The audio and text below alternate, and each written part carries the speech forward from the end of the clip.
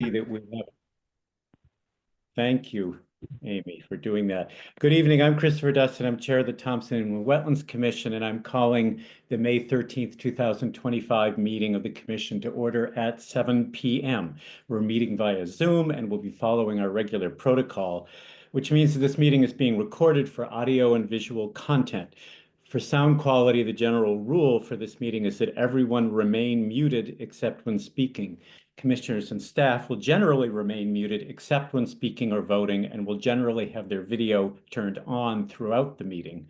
Applicants, their representatives, and the public may leave their video on or off, but are asked to turn their video on when speaking. That said, no one for whom video is not an option will be precluded from speaking at the appropriate time.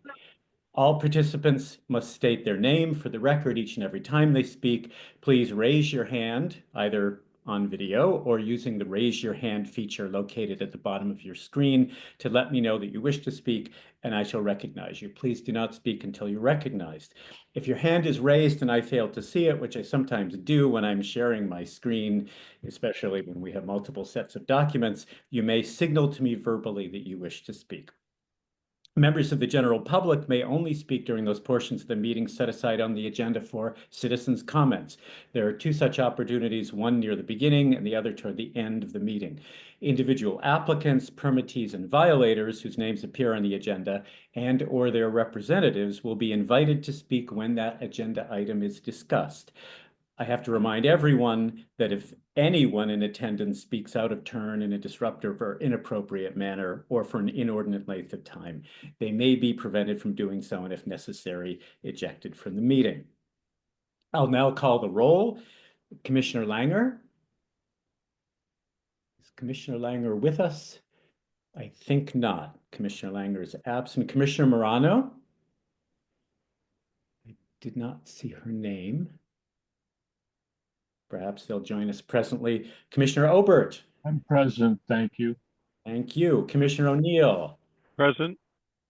Staff members present this evening include Margaret Washburn, our Wetlands Enforcement Officer, Amy St. Ange, the First Selectman and Zoom host, Gloria Harvey, Recording Secretary.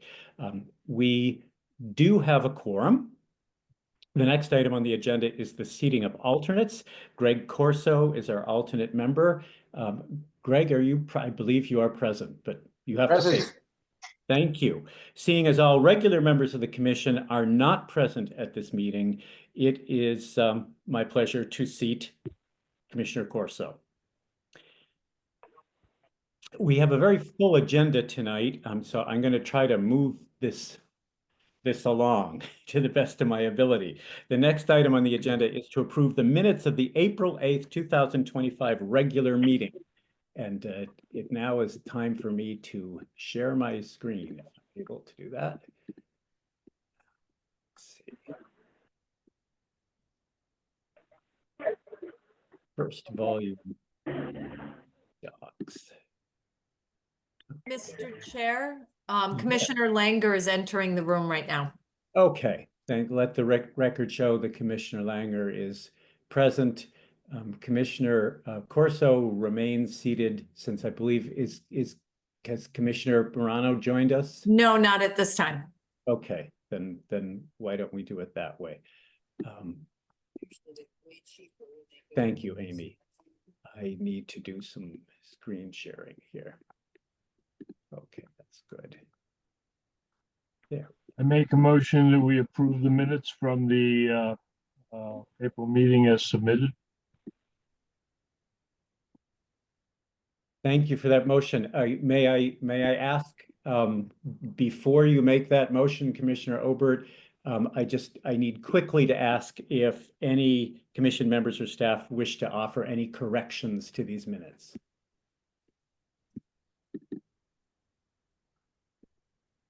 If not, then now you can make your motion.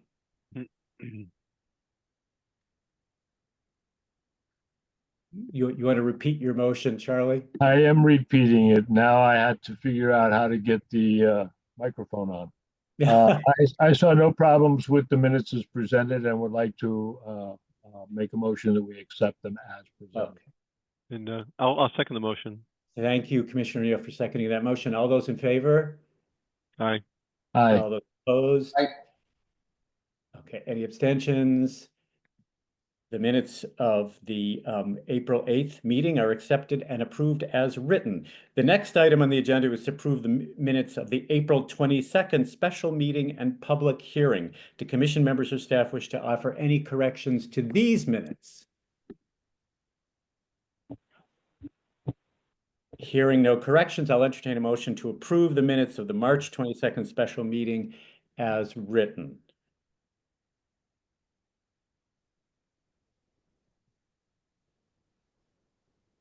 Do I have a I think motion? it's Commissioner Langer raising his hand, but Oh, I I'm didn't sorry. hear him.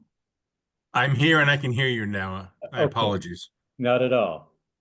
I'll second that. So Commissioner Langer, did you make a motion that we approve the minutes? I'll make a motion that we approve the minutes as Yes. noted. For the record, thank you. And that motion is seconded by Commissioner Obert. All those in favor? I abstain. All those opposed? Any abstentions? I abstain. You abstain. We have one abstention. The minutes of the April 22nd special meeting are accepted and approved as written. The next item on the agenda is to approve the minutes of the May 10th, 2025 special meeting. This special meeting included 5 site walks. Is it all right if I not shift to volume 3 of the Zoom docs at this point? Or would someone like to view these minutes?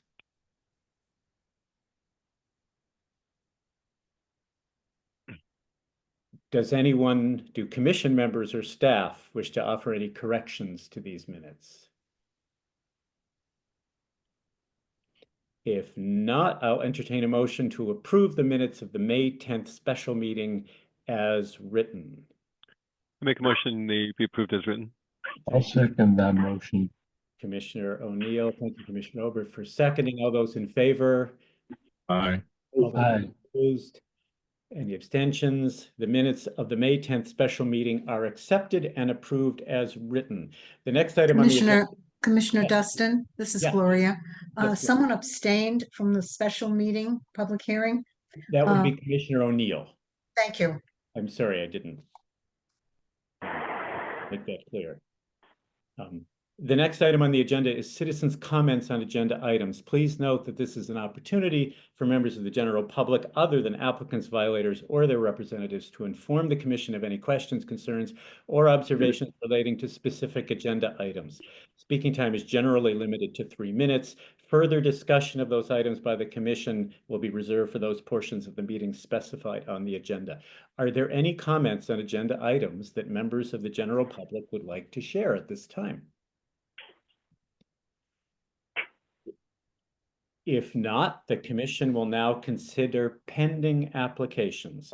These applications were received at a previous meeting. Since the commission may act on these applications, I'll remind commissioners of the need to state for the record their reasons for any votes they cast, either in the course of discussion or when the votes are actually taken. Mr. Chair, sorry to interrupt one more time, but Commissioner Morano did enter the Zoom room. Okay, can someone remind me now as a point of order, does Commissioner Corso remain seated now? I think that is correct because we had the action and needed it for the quorum or. That's right, we have taken votes. And so we needed him then, and I see no liability to the board if he were to continue on as an active voter tonight. He'll remain seated. So I think, and someone correct me if this is not in order, but Commissioner Morano is free to participate in all discussions. Yes, you're correct. But not to vote. Okay, thank you.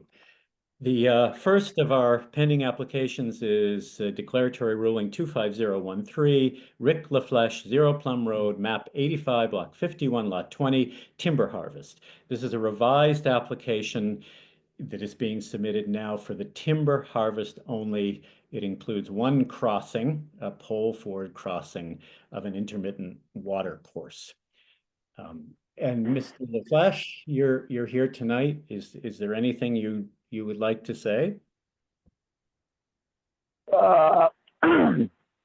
No, everything I had to say, I already said that it's going to be cleaned up and done right.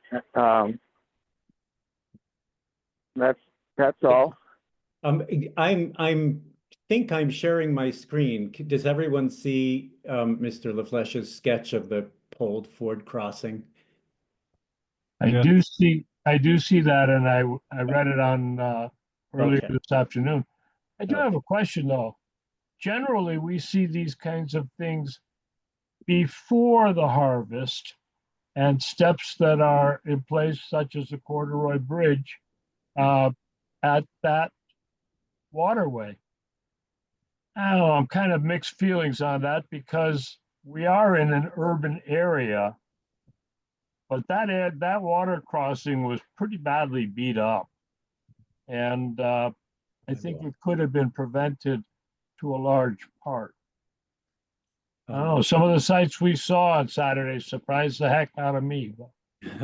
Well, speaking of that, I will now shift to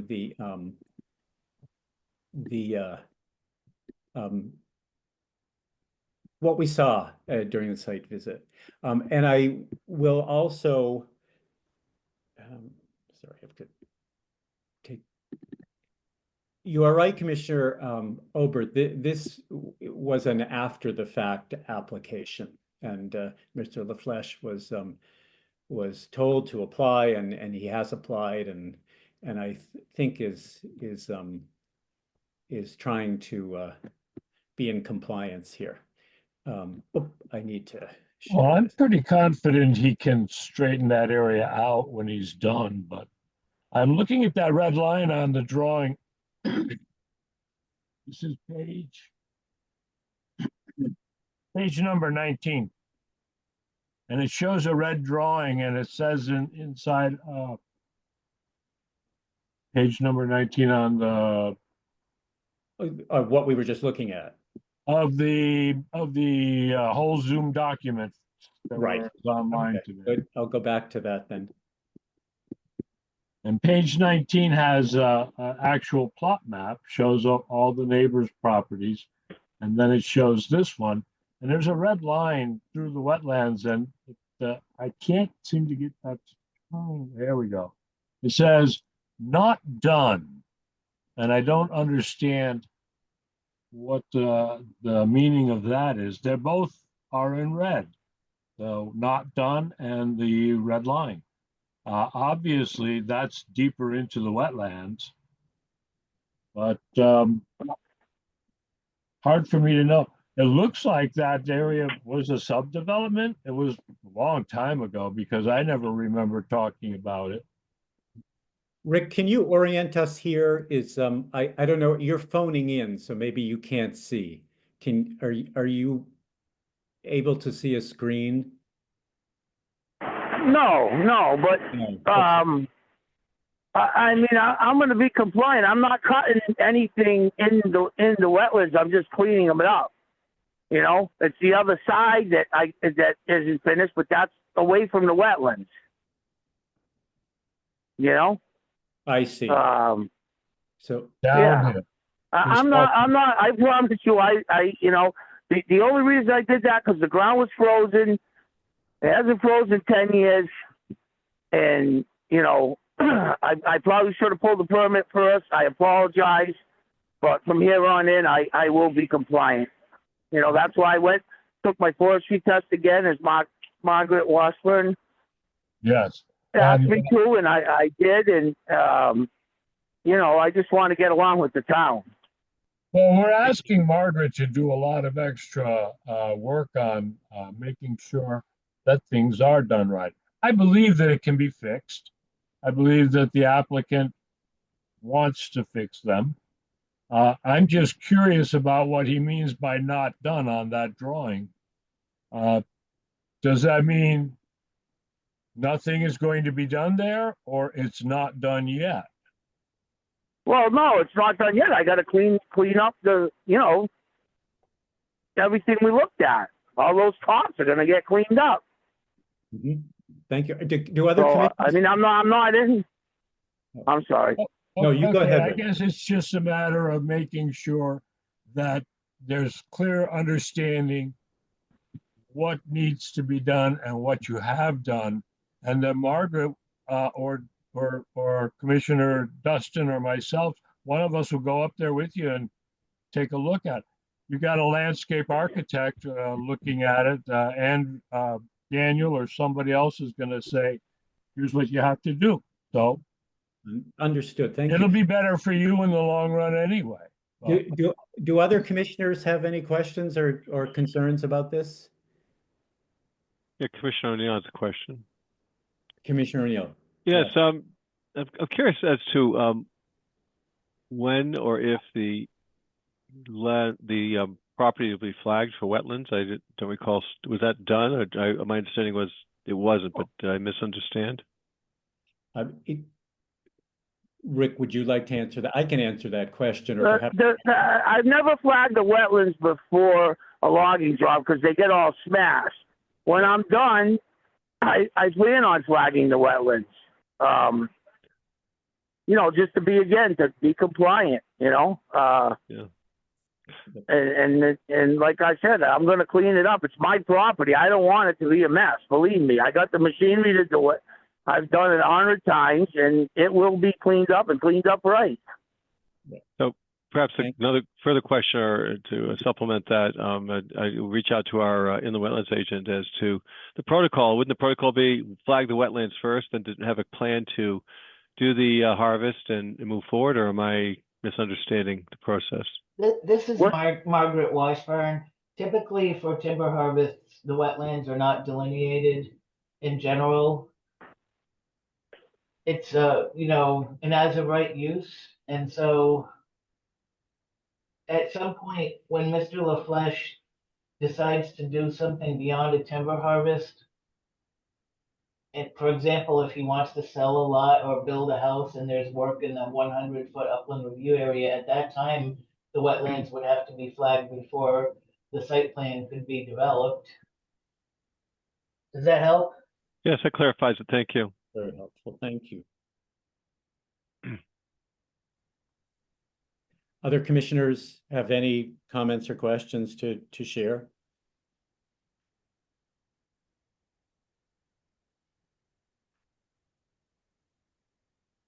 If not, then I will at this point entertain a motion to approve the DECL 25013.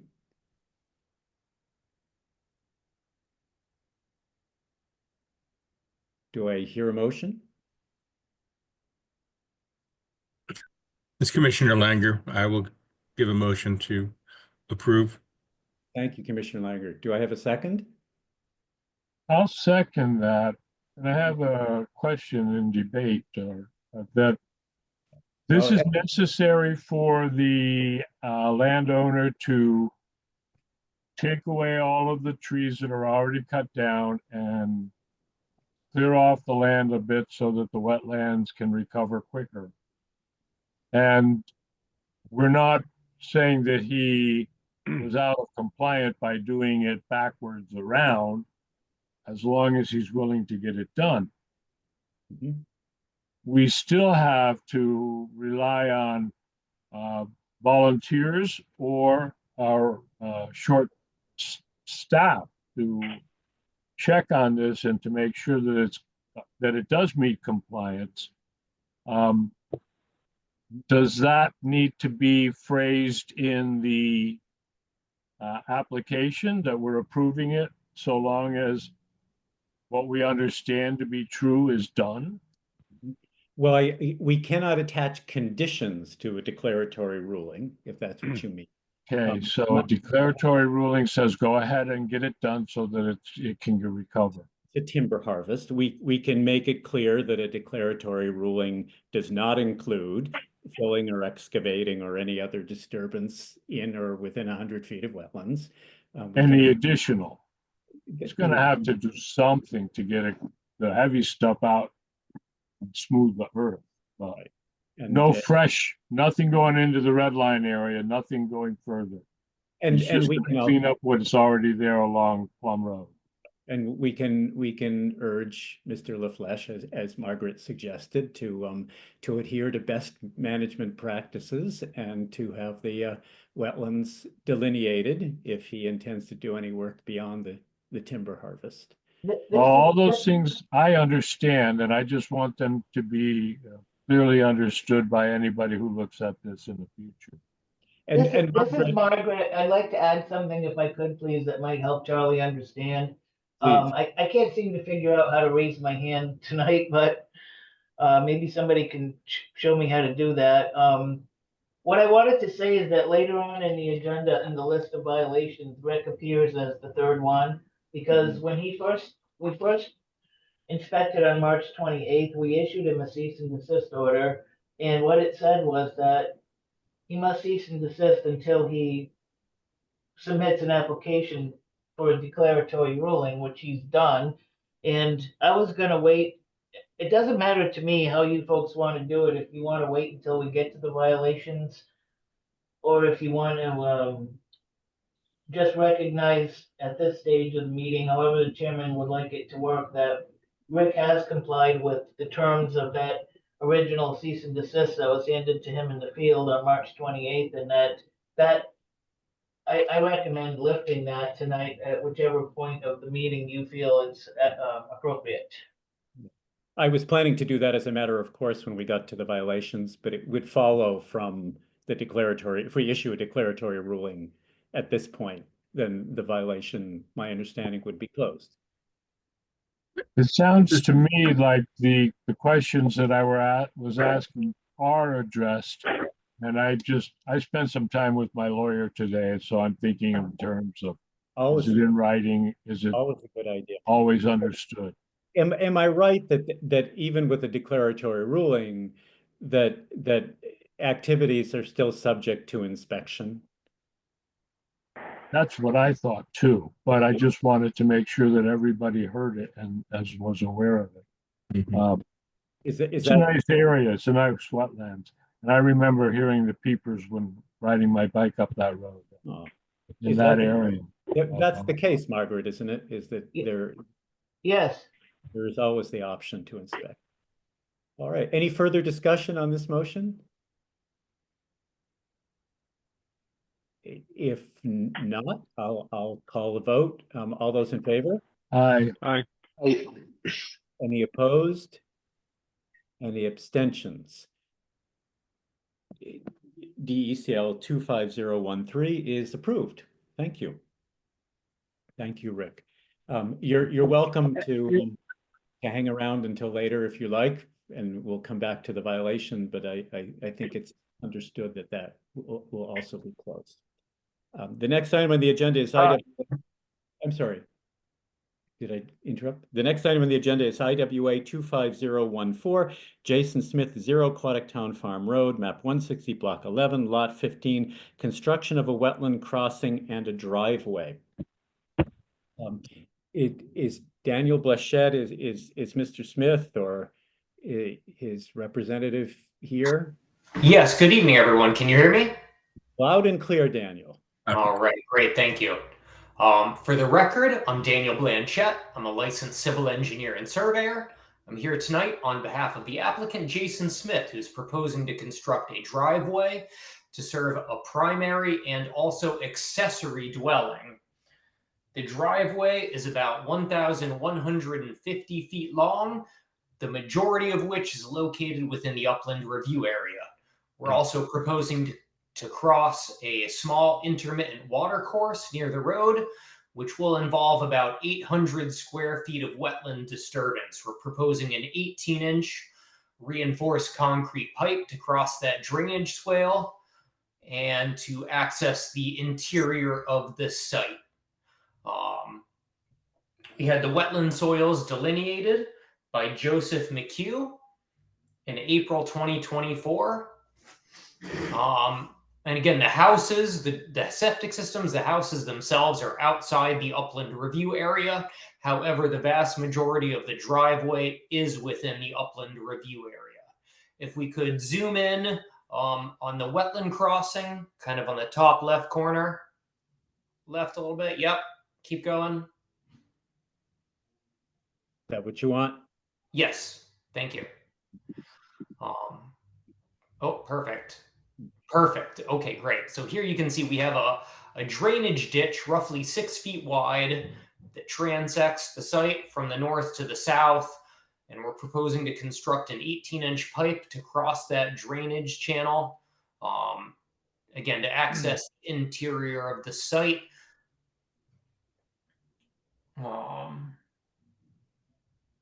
Yeah, I think I said 800 square feet wetland disturbance. I think it's a pretty simple project. Most of the driveway is pretty straightforward. We have erosion controls installed. We have a stockpile area shown on the page. I think the commission may be familiar with this application. It had been submitted maybe 6 months ago and then withdrawn. And now we're coming to you tonight for approval. Thank you, Daniel. To flag one concern, and no pun intended there. Margaret, what are your thoughts about a watershed analysis for that pipe?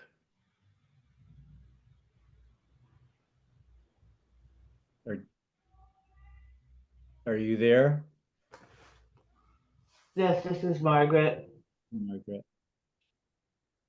Well, it's up to the commission to decide if they want to have a, in general, policy requiring a watershed analysis when a pipe is being put in a stream. Mhm. Daniel said it would cost the client a couple $1,000s.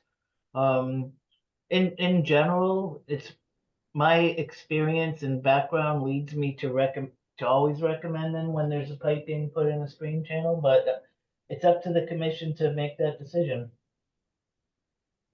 Commissioner Obert.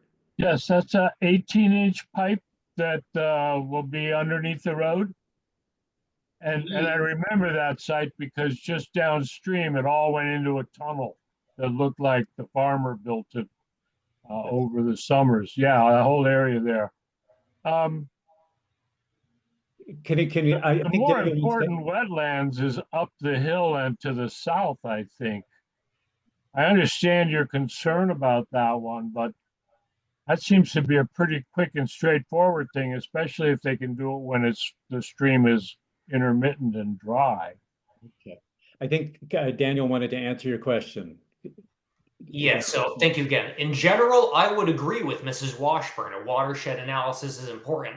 However, about 100 feet downstream, there's an existing 15-inch pipe. And so what we're proposing is larger than that.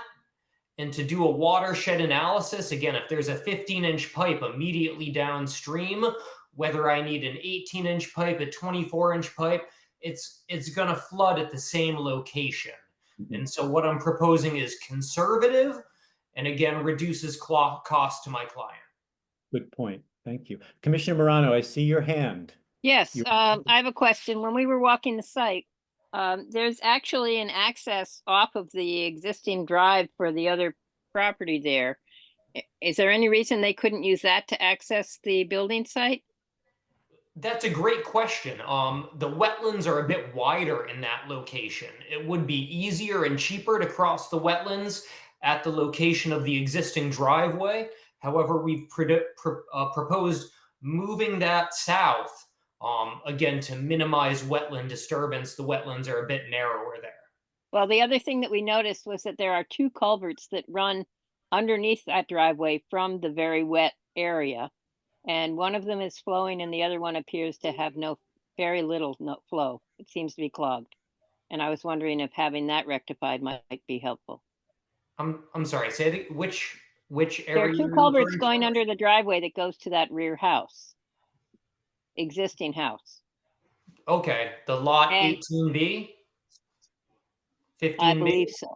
Yeah, and one of them, there's good flow, the other one there is not. And I'm thinking that if that could be cleaned out, that would help the site tremendously.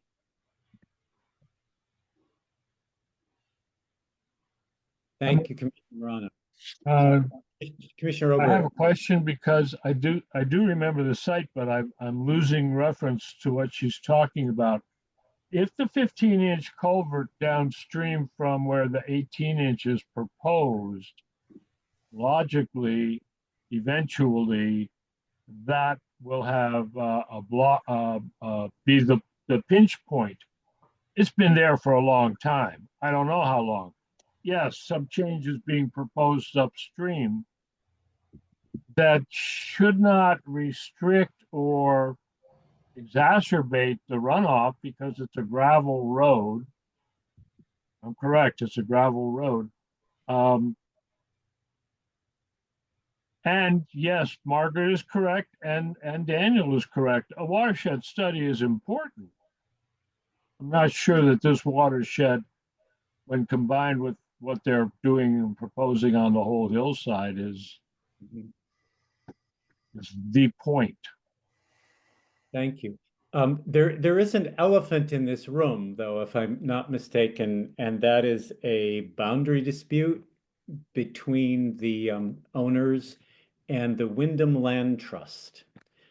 And I am trying, I'm going to bring up one map here that might help suffice to illustrate that. Get my Yeah. Thank you, Chairman. Yeah, if we can scroll down, there should be a comparison of several different boundary. yeah. Okay, so that's, yep, down a bit, please. I found one particularly helpful because it also shows the plan. Hopefully that's mine. This one? Yeah. Is this one? No, down a bit more. I had emailed it to Margaret last week. Okay. It should have some color coded. There's some red lines and some. Wasn't seeing that one here. Margaret, is that one here? Or are you there? I believe that the one with the red line is on it. This is what did this have the red line? It just has no red lines on it now. I think that it's the last thing in this group. So we have this one, and now we're into the siting council documents. Well, Daniel, do you happen to have it there? And if it's not in, I certainly meant to upload it, but do you have it where you could share it? I'm sorry, I don't have it digitally right now. If we could scroll up a bit, Chairman. Sure. I was As the pretty chairman sure said, it there's was in the scanned documents. I certainly meant to this have it in there. Is this one maybe helpful? That's good. Yeah, that's good. I wonder if you went up higher, if it's just off more to the left where the red is on it. Keep going up and see if the red line is to the left on the bigger survey. Keep going. Up here?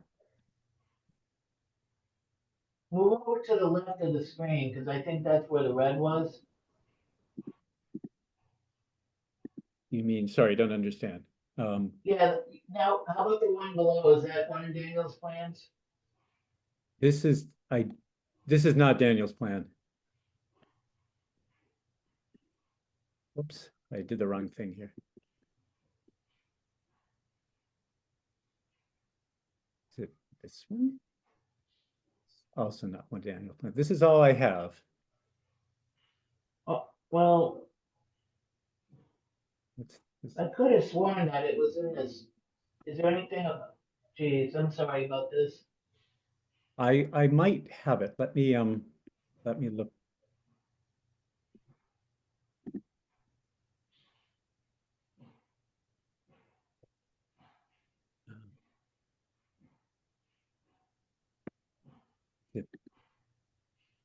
I have it. What are people seeing on my screen now? I think that's the map by Mr. Stefanik for the Wyndham Land Trust. No, I'm seeing okay. I'm going to do something. I do have it. I just need to redo my sharing here. So This one? Yes, Yes. perfect. Perfect. Right.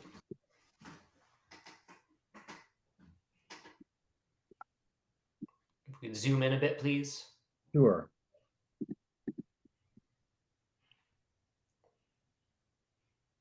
How much more would you like? That's good. So as the chairman alluded to, there is a discrepancy between two surveys here. My map is based on an A2 survey from the early 90s that was done by a very reputable surveyor. He taught at UConn, actually. We recovered a lot of monuments. The monuments agreed well with the survey.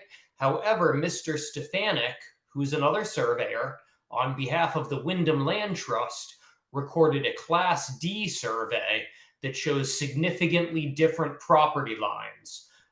If Mr. Stefanik's boundary lines are shown in red here.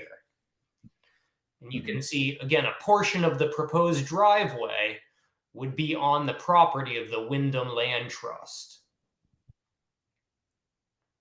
I do not believe that survey is correct. Again, we have a Class A2 survey. Mr. Stefanik's survey is a Class D survey. However, there is a big discrepancy. It's maybe 130, 140 feet. I'm very confident our survey is correct. And so I am going to ask the commission to consider approving this application tonight. And again, as we move forward, if for some unlikely reason we discover that Mr. Stefanik's survey is correct, we would have to modify our permit. We would have to modify the proposed driveway. However, again, as I said, I'm very confident that our survey is correct and the proposed driveway is located on Mr. Smith's property.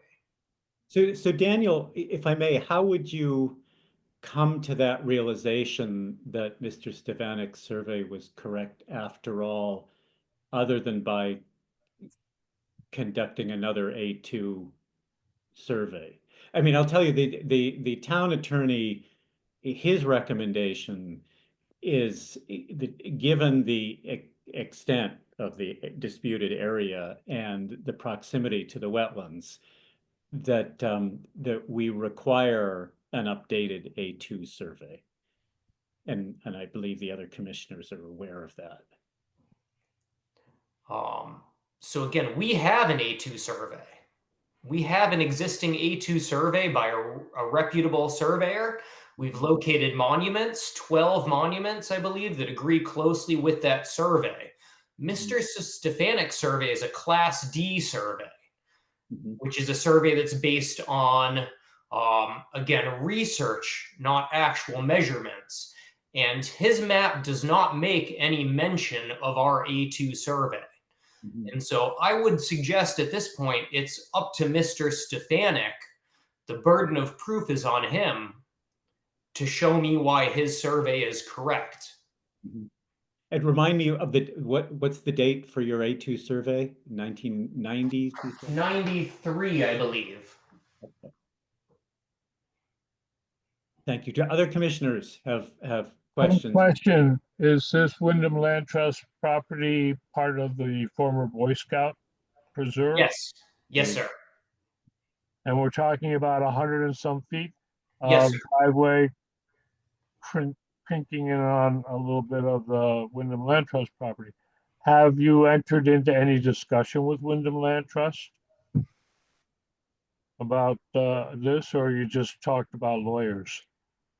I have not spoken with Jeff Stefanik in detail. No, I think maybe Mr. Smith or Megan might be present. I don't know if they have any testimony to offer.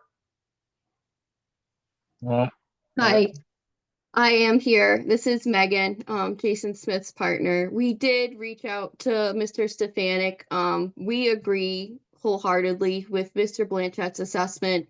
And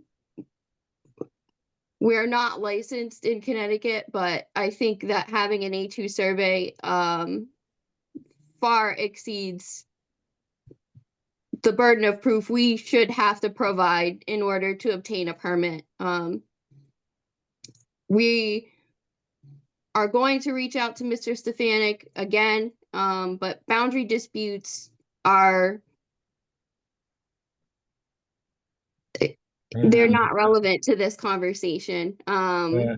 This is a civil matter, and we don't agree with it, but even if Mr. Stefanik's plan were found eventually to be correct, we have more than enough room based on his plan to still get a driveway into the back. So that is my comment.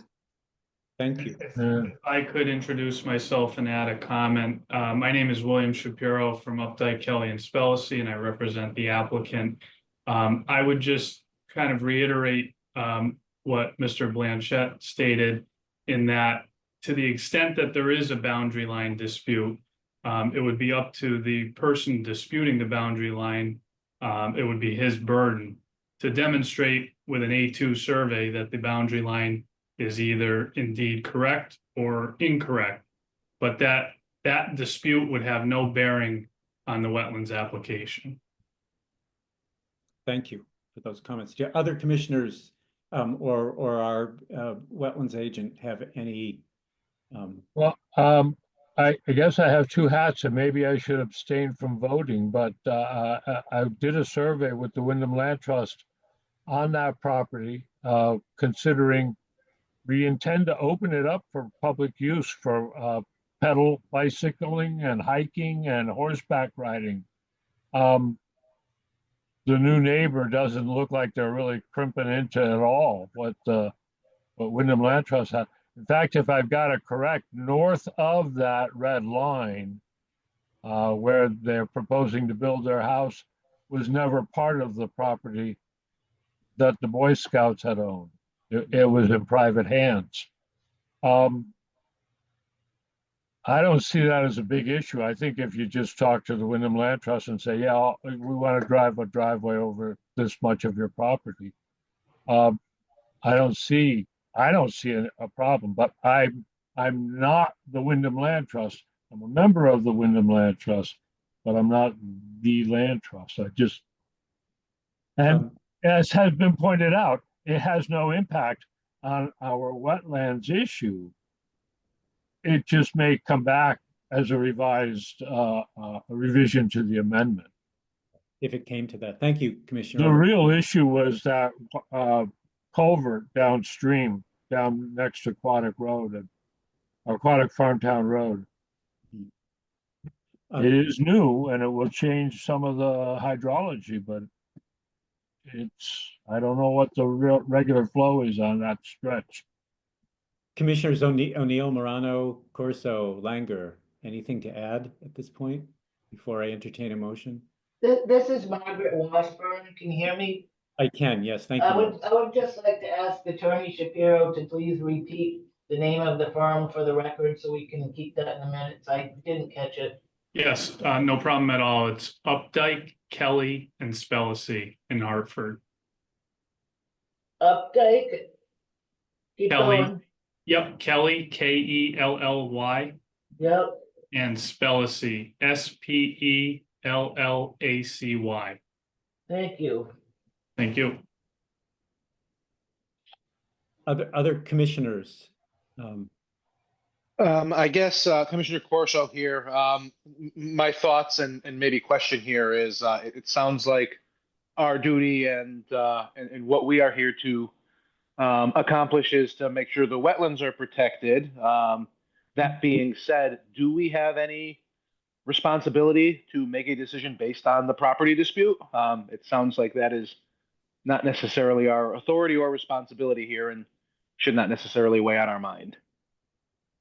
No, I think our primary responsibility is, as you put it, to safeguard the wetlands, which based on the plan that has been proposed. Thank you for clarifying. I think that's correct. If the applicant was proposing something detrimental to the wetlands, then I would expect there'd be a big problem with Wyndham Land Trust. But they just want to build their house in there and enjoy it. So I'm going to. I don't see a problem.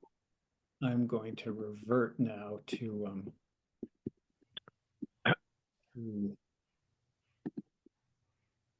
forgive me, I'm bouncing back and forth between different sets of documents here. So I'm going to go back to this plan.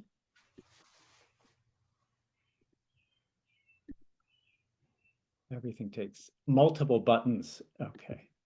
All right. So I suppose I'm not hearing other concerns from commissioners about the boundary dispute and its relevance to what we are here to decide. So I'm going to go back to this plan.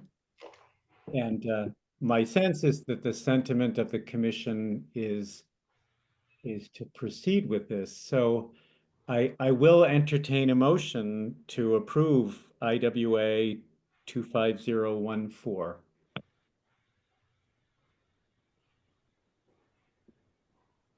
I make the motion that we approve IWA one.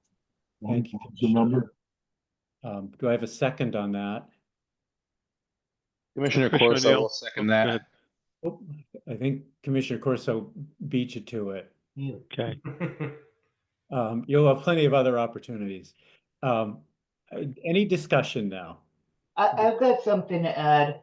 Please. I think you should put on a condition to say that the wetland crossing will be constructed under low flow conditions. And that they should watch the weather forecast, and if there's a storm predicted 24 hours before they start. That would be helpful. They should hold off, and it's just, that's pretty common, a common condition on installing and crossing. Margaret, can I ask you to repeat that condition? It wasn't, you weren't coming through all that clearly. And I suggest placing a condition to say that the wetland crossing should be installed during low flow conditions, and that they should watch the weather forecast, and if there is a storm predicted 24 hours prior to that work beginning, they should hold off until after that storm. Low flow conditions they can vary a lot, but right now it's not low flow condition, that's for sure. Thank you. Low flow conditions and watch the weather. So do I need to we have a motion. Does it need to be modified to reflect those conditions? Yes. I have a question as she was talking about that. Is that the site where we talked about an open bottom on the pipe? Or was that, it was something that was discussed and never, Daniel would be the best person to answer that question, I think. it seemed to my memory, just as Agent Washburn was talking about that we had discussed the effect of pipe compared to an open bottom. I don't And I recall. thought that somebody said that there were prefabbed half pipes that could be put in. That may have been mentioned. Daniel, can you speak to that? I cannot. Like I said, there was a previous application Right. which was withdrawn. I was not involved in that. I'm not aware of any discussions. That might have been when it was Commissioner Ober, can I ask you to modify your motion to reflect the conditions stipulated by Agent Washburn? Yes, I will. And I'm going to abbreviate them as the low flow and watch the weather conditions. They should be there in the record. If I could, Mr. Chairman? Yes. I apologize. The site plans, the sheet that you have, if you scroll down a little bit, the culvert detail specifies the culvert shall be installed during a dry period when there is no flow in the watercourse and no precipitation in the immediate forecast. That's shown under the culvert detail. Culvert detail, right. Thank you. So then perhaps that condition is unnecessary. Margaret, since you're the one who proposed the condition, are you satisfied with what is indicated on the plan? Or do we need to add anything more to this? No, I think that Daniel's pointing out a wonderful detail that takes care of it. Okay, thank you. So we'll revert to the original motion which is to approve IWA 25014. That has been seconded. Is there any further discussion? If not, then I'll call the vote. All those in favor? Aye. Aye. Any opposed? Any abstentions? IWA 25014 is approved. Thank you. This brings us now to new applications, starting with IWA 25018. This is Quinnipiac Country Club Incorporated, 241 County Home Road, map 109, block 34, lot 2, east side of Reams Pond, stump removal and grinding with sediment controls, install footpath and new tee box west side of Reams Pond, reconstruct 16th Green with bunkers, reconstruct 17th tee box. Do I have, or do we have applicants or their representatives present? Yes, my name is Paul Archer with Archer Surveying, representing Quinnipiac Country Club. Would you like to share any comments with the commission? Yeah, I would. I would like to talk about the project a little bit. Now, I'm under the impression that you guys have been out there and you've seen the area where the trees are going to be removed. We'll call that the east side of Reams Pond. And I think if you keep, I'm looking for waiting for you to get the plans up. And through some of the guidance with Margaret, we have gone ahead and created some plans for you to see that show the east side and the west side proposed developments that are happening at the country club. One of them being is on the east side, the trees, they have already gotten a jurisdictional ruling in order to remove the trees, to cut the trees down. But the question was going to be as to, yep, that's the one right there, as to some of the trees are going to be actually excavated, the stumps, and some of the stumps are going to be ground. And then one of the questions was that we had the wetlands delineated. So we had Joseph Thoreau go out there and delineate the wetlands, and we went ahead and located the flags, and the flags are shown on the plan. And we've also gone ahead and located the trees that are inside the wetlands, that those are the trees that are, the stumps are going to be ground, and everything outside of the wetlands is going to be excavated out, the stumps are. We've also gone ahead and showed you the area where the proposed new tee box is to be built with a little bit of grading on there, and the proposed footpath, cart path, that's going to be coming over to the proposed green. So I'm into the impression that you guys have already done a site walk on this and are familiar with this project that's going on. So now if you go to the next one, which is, we'll call the west side of Reams Pond, which is a little more, and they're proposing to basically, what it's called is reshape the green. These greens here are old, they're getting tired. So this green, especially here, has a lot of pitch to it. There's not a lot of places for pin placement. So they're choosing to basically reshape it. And at the same time, they're going to be removing two bunker complexes, and replacing them with 4 bunkers. And then they are also in the same area on the back side, which is going to be the west side of the green. You can see there's an existing tee box. They're now going to be reshaping the tee box. So they're going to be just basically reworking that whole peninsula right there, what's going on. And again, we had Joe Thoreau go out there, and Joe Thoreau has gone ahead and delineated the wetlands, and the flags have been on there. And if I'll take any questions, if anybody has any ideas or questions, what they want to do. The big thing here as we get into this is that when I talked to Margaret, one of the big concerns we had is the slopes going down into Reams Pond. Everything here is to be sodded. It's not going to be loomed in seed. They're actually sodding everything. So which would make, the erosion a little bit less, because the sod will go down immediately. Thank you. That's on the west side. That's on the west side, correct? That, with this whole complex here, everything is gonna be sodded. The green is gonna be sodded, the tee boxes are gonna be sodded, and all the hills and fairways going down to the water are all gonna be sodded.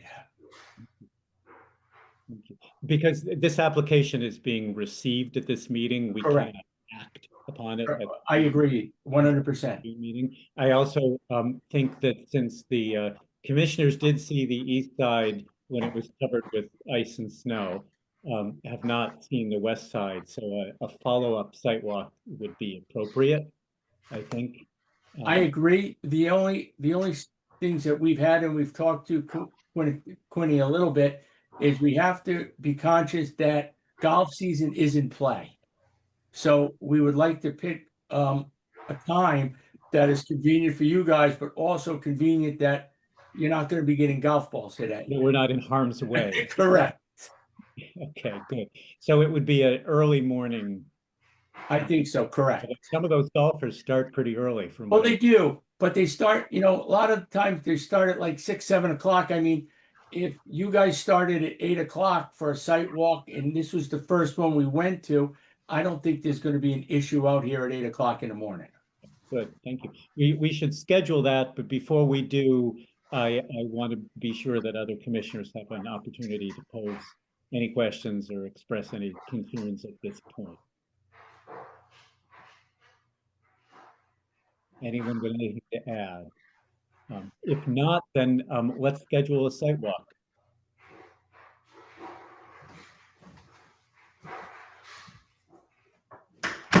It should be during the week, is that right? That's what. No, it could be any day, Saturday, Sunday, as long as, like I said, I think if we're at 8 o'clock in the morning, if you choose to do this your first one, I think we should be able to be okay. My real question would be, what is your time frame that you usually think that this is going to be? Is it a half hour, 45 minutes? Is it an hour, 10 minutes?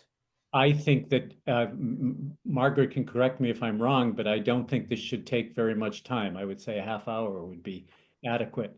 It may take us longer to get out there and back than it would to actually. No, the 16th we're going here is, in the parking lot, it's a pretty direct flight. It's much closer to the building that we were in. This is absolutely correct. On the west side of the pond. Yes. There were no trees.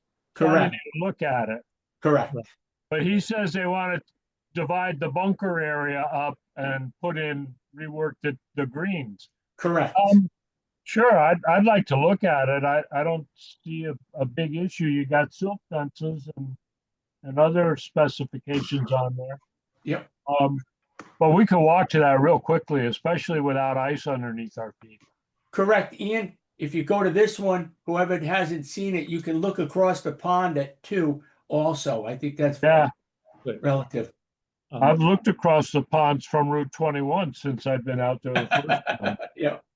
But I think the biggest thing is to remember that they're going to be sodding this whole thing. So like I said, it's not loam and seed that we're going to wait for stabilization on these hills or anything like that. It's going to be shape it and put the sod right down on it. And what time of the day would the golfers be past that area? Like if we went out at this time of the day? Yeah, but if you went out this time of the day, you wouldn't see it. It's dark out. I'll suggest at 8 o'clock in the dark morning. out. I'm looking north. I can see out. Up on the hill. Okay, but that's my point. In the late afternoon, they're already done golfing through there. No, I think they play. I think you're better off early in the morning and try to get there before the golfers get there. Well, let's discuss the time on that. I'm available. I'll propose May 23rd at 8 o'clock. To break our habit of having site walks so close to the regular meeting. May 23rd is a Friday. That's right. I didn't want to do Saturday of Memorial Day weekend. Oh, gotcha. So you don't want to do the 23rd? No, the 23rd works. Any day works for me. 8 o'clock works for me. Would be 8 fine. o'clock? 9 o'clock? What time? 8 o'clock? 8 o'clock works for me. Okay. Okay. I'll come back and have my coffee when I'm done. Margaret, does that work for you?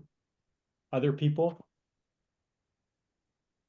Commissioner Corso, I will not be available that day, but that does not necessarily preclude it from being a good time if others can make it. Thank This is you. Margaret. I'm on vacation that day. Oh, Commissioner You're O'Neill won't be welcome to- available either. You're welcome to go without me. And I won't be available either, but please press on. It's probably a good time. There's not many golfers out at that time. sure. Okay. All right. We'll stick with that then. Commissioner Langer, either Commissioner Morano, if you're available, we'd love to have you there as well. And I'll leave it up to that. I'll give you my phone number too. If any of the other commission members want to do it at another time, I have no problem meeting them there. You Do know, you we have can, any kind of a concept map of the area? I mean, these topo lines make it a little harder for me to really see it like a satellite picture or something, or illustration of the area, or Paul, did the architect make a drawing for the club that looks like an aerial type rendition? that would work very well, I think. as a concept, you'd rather see a concept plan than anything with grading on it? I Well, can, no. I could get you a concept. I plan. personally, I think I could make up my mind based on just what you see here, but I can do get- want to see a site walk, and I can get you a concept plan. I have one here from the architect. yeah, if you just took out the layer with the contour maps, you'd probably have most of it right there. The biggest problem with their concept plan, what I tried to show you on this one is what is currently there and what is currently proposed. So you have both the Right. proposed new green and what the old green was. Yeah, that gets a little busy for me to sort out. Okay. Well, we can use both of them together. Yep. Their concept plan won't have both, but that we can do that. I can get you that. Good, thanks. Thank you. Thank you. Good. Well, we look forward to seeing you then on the 23rd and perhaps 23rd. other members at other times. Yeah, All right. and if any other members want to call me and go out there and take a look at it, be more than happy to do that. Thank you very much. That's most helpful. I'm going to move on to the next agenda item because we have a lot yet to come. We're all set then? We are all set. Thank you very much. The next item on the agenda is IWA 25020. This is David Hellstrom, 34 Jezierski Lane, map 116, block 10, lot, my number, it's obscured. What does that say? Whatever it says. This is the construction of a single-family house, driveway, septic system, and well, riprap on shoreline. So, Daniel, are you still with us? Yes, sir. Okay. If we could scroll down for a sec. For the record, Daniel Blanchett again, civil engineer and surveyor. Here tonight on behalf of the applicant, Mr. Hellstrom. My firm was involved in producing a 3 splits. There we go. Oh, I got it. Yep. you almost had it. You want the plan? Yes, please. Okay, there we go. Perfect. So again, in June of 2024, my firm was involved in performing a 3 split of 30 Jezierski Lane for Mr. Leon Jezierski. He was interested in selling the house to a family member. It was a pretty big site, and he wanted to cut off a new lot again and sell that. The site is located on Little Pond, kind of on the northwest side, I guess. And so we proposed the creation of a new lot, roughly 14,000 square feet. If we could maybe zoom in a little bit on the site plan. I apologize. The cat forced her way into the meeting. There we go. Okay. Okay, perfect. Thank you. And so again, the lot that we're proposing is kind of on the right-hand side. It's lot CZ. You can see that the house and the well is located within the upland review area. The septic system is located up near the street outside of the upland review area. We are proposing silt fence, again, immediately downhill of any construction, downhill of the house, the well. In terms of the shoreline, we're proposing to install a little bit of riprap along the shore to prevent erosion. We do have a review from the NDDB people who approved the site plan. At some point, Mr. Hellstrom will install a floating dock on Little Pond. There's a pretty steep bank, again, from the well down to the water. There's a pretty steep bank that we want to stabilize with some mulch. It's really too steep to mow. And that's, again, that's really all I have for tonight. Again, we're not seeking approval this evening. It's the new application. I'm really just interested in listening to the concerns of the commission. Any questions that you might have? Thank you. Commissioners have any concerns or questions? Daniel, I have a question. Was this plan submitted for NDDB review? Yes, sir. Okay, thank you. Because I noticed that the application doesn't mention riprap on the shoreline or the removal of vegetation. We will, so I will again, and I'll use this expression, flag a couple of issues. Our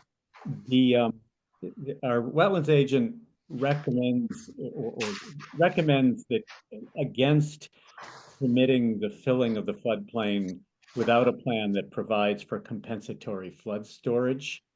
Well, we haven't seen this site, and we should see it. But Margaret reports that the bank is not unstable, and while steep, it is held together with native vegetation. The removal of which the commission might be reluctant to approve. So we, well, I'm speaking for the commission. Other commissioners may have something else to say, but we've seen situations like this before. I mean, we would strongly prefer to have a single plan that shows everything that you propose to do, including tree removals, and I understand there's plans for a dock, and that plan be submitted to NDDB for review of the particular activities that are being proposed here and their potential impact.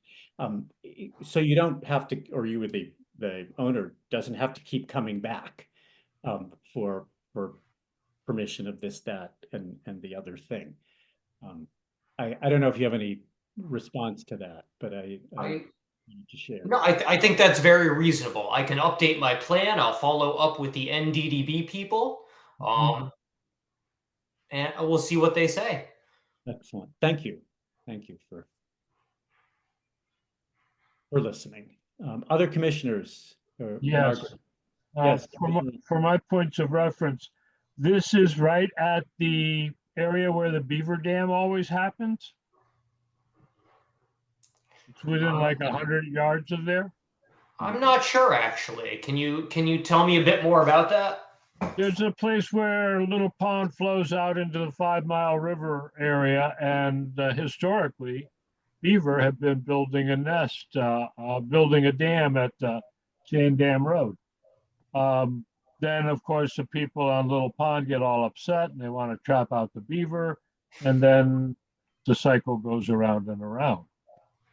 I don't know what the condition is. I haven't heard the talk about that lately. They want to do some herbicides on the pond, which is new, but that's another issue. We'll get to that. That's what it looks like. It looks like that Sand Dam Road in front of this house, this project wants to go in between Sand Dam Road and Little Pond itself. Charlie, that's not right. This is Margaret. This is Jazersky Lane. It's right near the culvert, but Sand Dam Road is far away. Okay, thank you. So we should schedule a site visit. Yes. In connection with this application. Okay. Is the well, it's not that far away. Okay. Margaret, you remind me, you are away on the 31st, is that right? I'm away on the 23rd, but you can go there after you do the golf course if you wanted to get two in one day. If Daniel can meet you on the 23rd. Okay, how other commissioners able to do that? I understand Commissioner Corso is not available. I'm able to do it. Commissioner Corso lives up in the general neighborhood. If he has any questions, he could probably take a swing by and then ask questions. Not to volunteer you, Dave, but He's also a right, busy. but that's the point is that we Maybe need it to would be better understand. if you go on a different day when more members can go, Chris, if you're the only one who's available that day. That's what I'm thinking. Yeah. Oh, I'm available, but it's just if it's just the two of us for two sites, I don't Yeah. know. We can do them almost. I have commitments for those 2 days, 22 and 23. So So Margaret, do you need to visit the site again? You've visited the site, is that I've right? been there. So if we were to do the 31st, which is a Saturday, I can do that. okay. I can do the golf the day before and then do this one on the 31st. Yep. Okay, the golf is the 23rd. Yeah, great. Okay, so 10 o'clock on Saturday, the 31st? 10 o'clock? 10 Yes. o'clock. Absolutely. Thank you.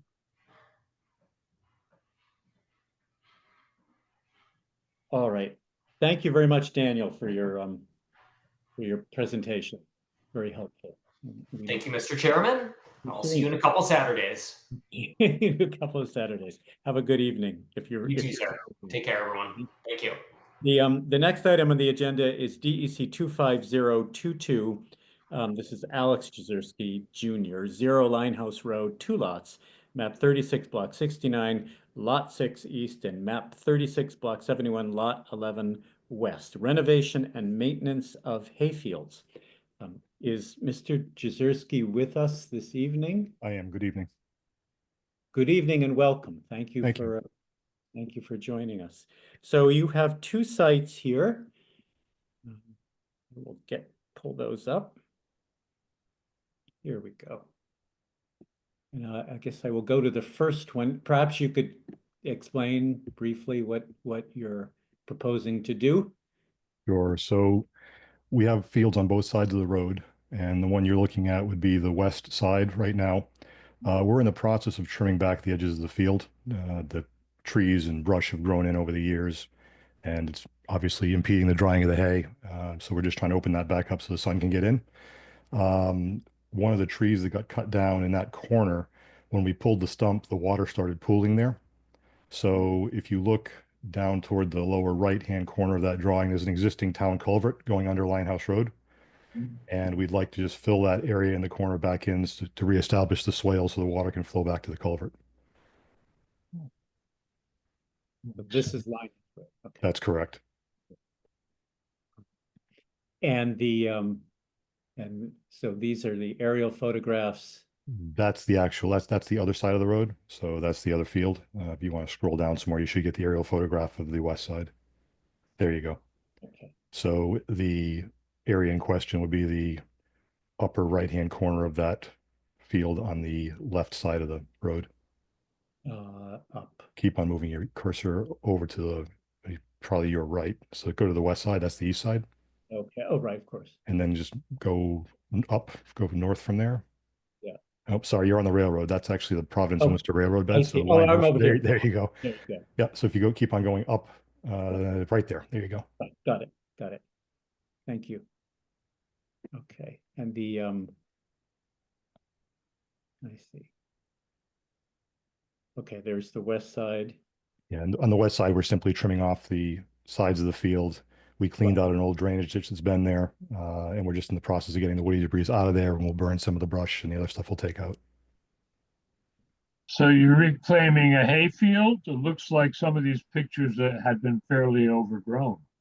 Yeah, the hay fields are still there. Unfortunately, I've been away from the area for quite a while. My son's now taking over one of the lots, and they have horses, so we're trying to bring the fields back. They're still producing hay, but they're pretty late. I'm sorry, go ahead. I said, then they don't have to mow the hay. Oh yeah, they Well, could mow that. yeah, we're gonna bale it. You're gonna be. So Alex, you can orient me here. Is this the east side, the east field? These are the pictures of the east fields, correct? I recall, I drove So that's by. the drainage ditch. Yeah. And then the pile in the lower left picture is just the debris that came off the sides of the field, the branches, the woody brush, etc. Right. Okay, woody brush. And this is the drainage ditch that runs then into the woods. Is that right? I believe that's right. And the picture's a little disoriented, but I believe that's right. Okay. And these are the wetland locations. Other commissioners have questions or concerns about this application?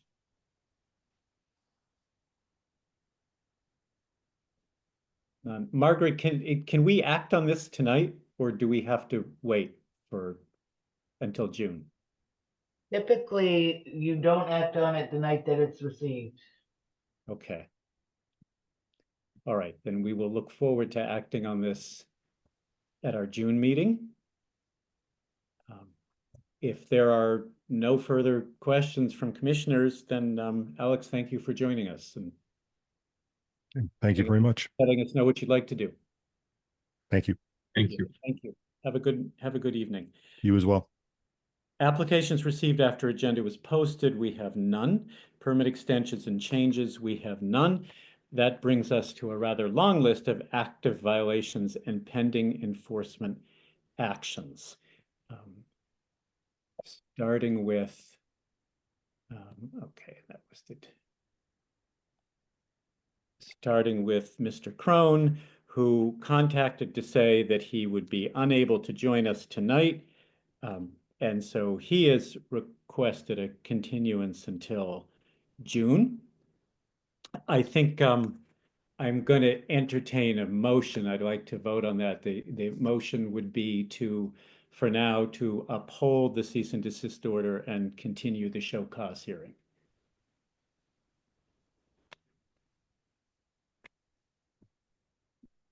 Do I have a motion?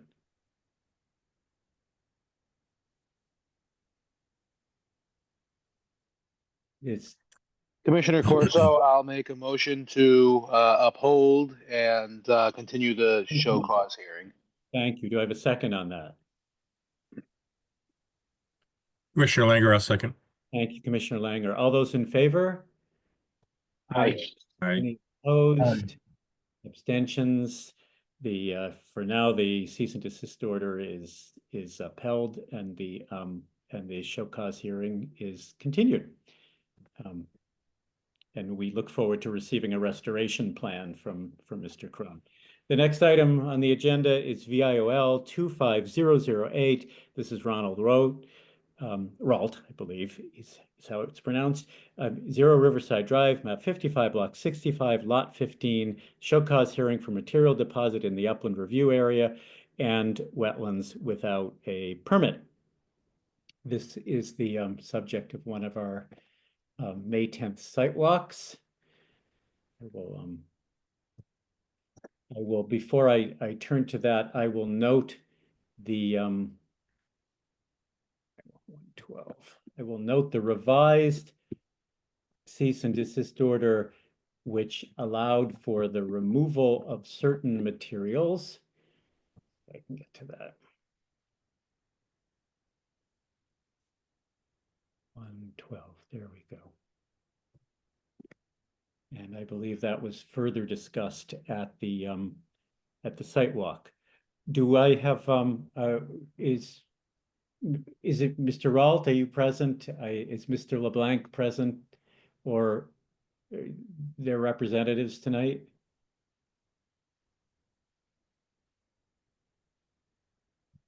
Is anyone there to speak to this?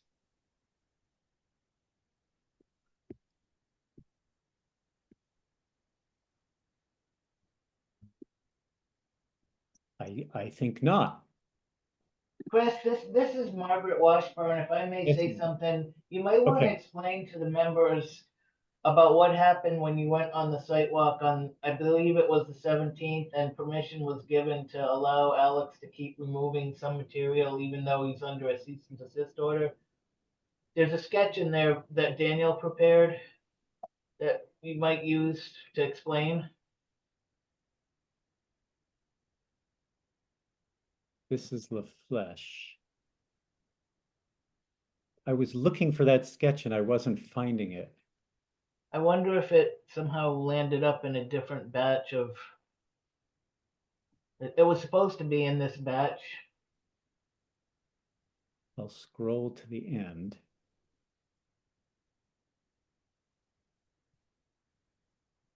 This is Rick. Okay. I'm not seeing it. Well, in any case, what happened was that, and under the terms of Alex LeBlanc agreeing to hire J&D Civil Engineers or J&D site designs to prepare the remediation plan, he asked to be able to remove 780 or some approximate, 178 cubic yards of stone over a 2-month period in an area agreed upon at the sidewalk. So Daniel Blanchett was there and he put some stakes limiting the area, sort of a visual barrier as to how far Alex could go to the west to remove stone. And that was approximately 200 feet from the wetlands. And so Alex is allowed to remove this 178 cubic yards over a 2-month period. And in the meantime, the wetlands are being delineated and the remediation plan will be submitted on the 10th of June as required. And Alex had a question at the site walk about whether or not they could cut and split some of the logs that have already been cut for the timber harvest, and that is not a regulated activity. So the answer is yes, they can split and remove firewood. And the definition of a regulated activity is in my report, and it's also in the order that those gentlemen were given in the cease and desist order. Thank you. Chairman Dustin, Yes, Gloria. I was unable to hear Margaret. She was fading in and out.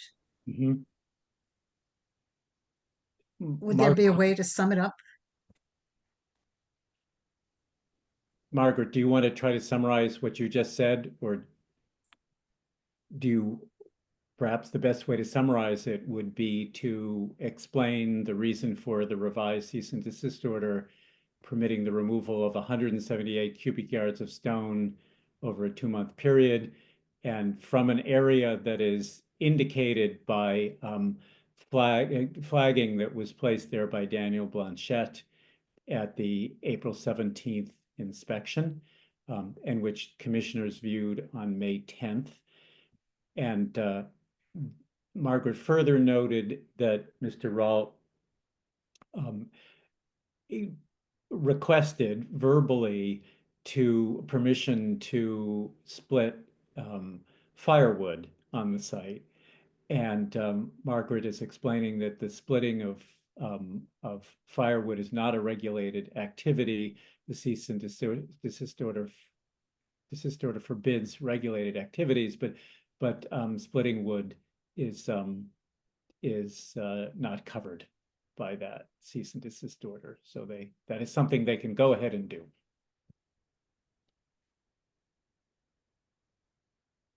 And with that, since thank you. Thank you. Since no one is present, I'm going to entertain a motion to uphold because we are still awaiting the restoration plan from J&D for our approval, which is expected by June 10th, so in time for our next meeting. I will entertain a motion to uphold the cease and desist order, the revised cease and desist order, and continue the show cause hearing.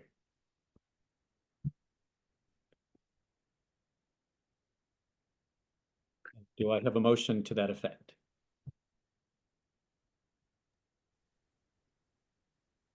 Commissioner Langer, I'll make a motion Thank you, Commissioner Langer. Do I have a second on that motion? Commissioner O'Neill, second the motion. Thank you, Commissioner O'Neill. All those in favor? Aye.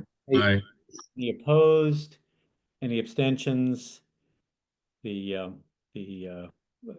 cease and desist order for VOL 25008 is upheld and the show cause hearing is continued until our June meeting. The next item on the agenda is VIOL 25010. This is Rick LaFleche, 0 Plum Road, map 85, block 51, lot 20. Started harvesting forest products in wetlands, a watercourse, and upland review areas without a declaratory ruling or a permit. The declaratory ruling has now been issued, so my understanding would be that the violation is closed. So in the interest of moving on, I'm going to entertain a motion to lift the cease and desist order and to close the show cause hearing. I make a motion to lift it and close the hearing. Thank you, Commissioner Yale. Do I have a second on that? Commissioner Corso, I'll second that. This is Margaret. If may I please say, can you hear me? Yes, loud and clear now. There was no show cause hearing for this one, so you don't need to close it. All you have to do is lift the cease and desist order. Thank you. I was just noticing that as I glanced at my agenda. So who was it? Commissioner Corso who made the motion? I made the motion. Commissioner O'Neill, do you want to modify that motion? Yeah, modify the commission is limited to the close the cease and desist. Lifting the cease and desist. Lifting. Thank you. And is Commissioner Corso, you seconded it? I will again second. Thank you. All those in favor? Yeah, just for discussion, that has to be lifted in order for him to clean up the property, right? It does. We already talked about this site. Right. Yes, that's right. Okay. Aye. So okay, did I do the vote? All those in favor? Any opposed? If not, then the cease and desist order for VIOL 25010 is hereby lifted. The next item on the agenda is VIOL 25011. This is Paul and Brenda Duquette, 8 Plum Road, map 85, block 56, lot 51B, and 0 Plum Road, map 85, block 56, lot 41D. Is a show cause hearing for work in the wetlands in the upland review area, not in accordance with approved plan, violation of permit IWA 21013. Now, here again, Mr. Duquette has indicated that he's unable to join us this evening and requests a continuance until June. So I will entertain a motion to do precisely that and to uphold the cease and desist order and to continue the show cause hearing. Before I do that, I noted that there seemed to be widespread concern among the commission about the height of the drainage pipe that was installed across the driveway. I'm going now to well, maybe I don't need to do that. Unless you need to see the pictures, I was going to request that our wetlands agent issue a letter requiring Killingly Engineering Associates, the engineering firm that Mr. Duquette has engaged, to verify that that pipe is at the correct elevation by our June meeting, so that we have an answer to that question. Is that something that requires a vote, do you think, Margaret? Are you there?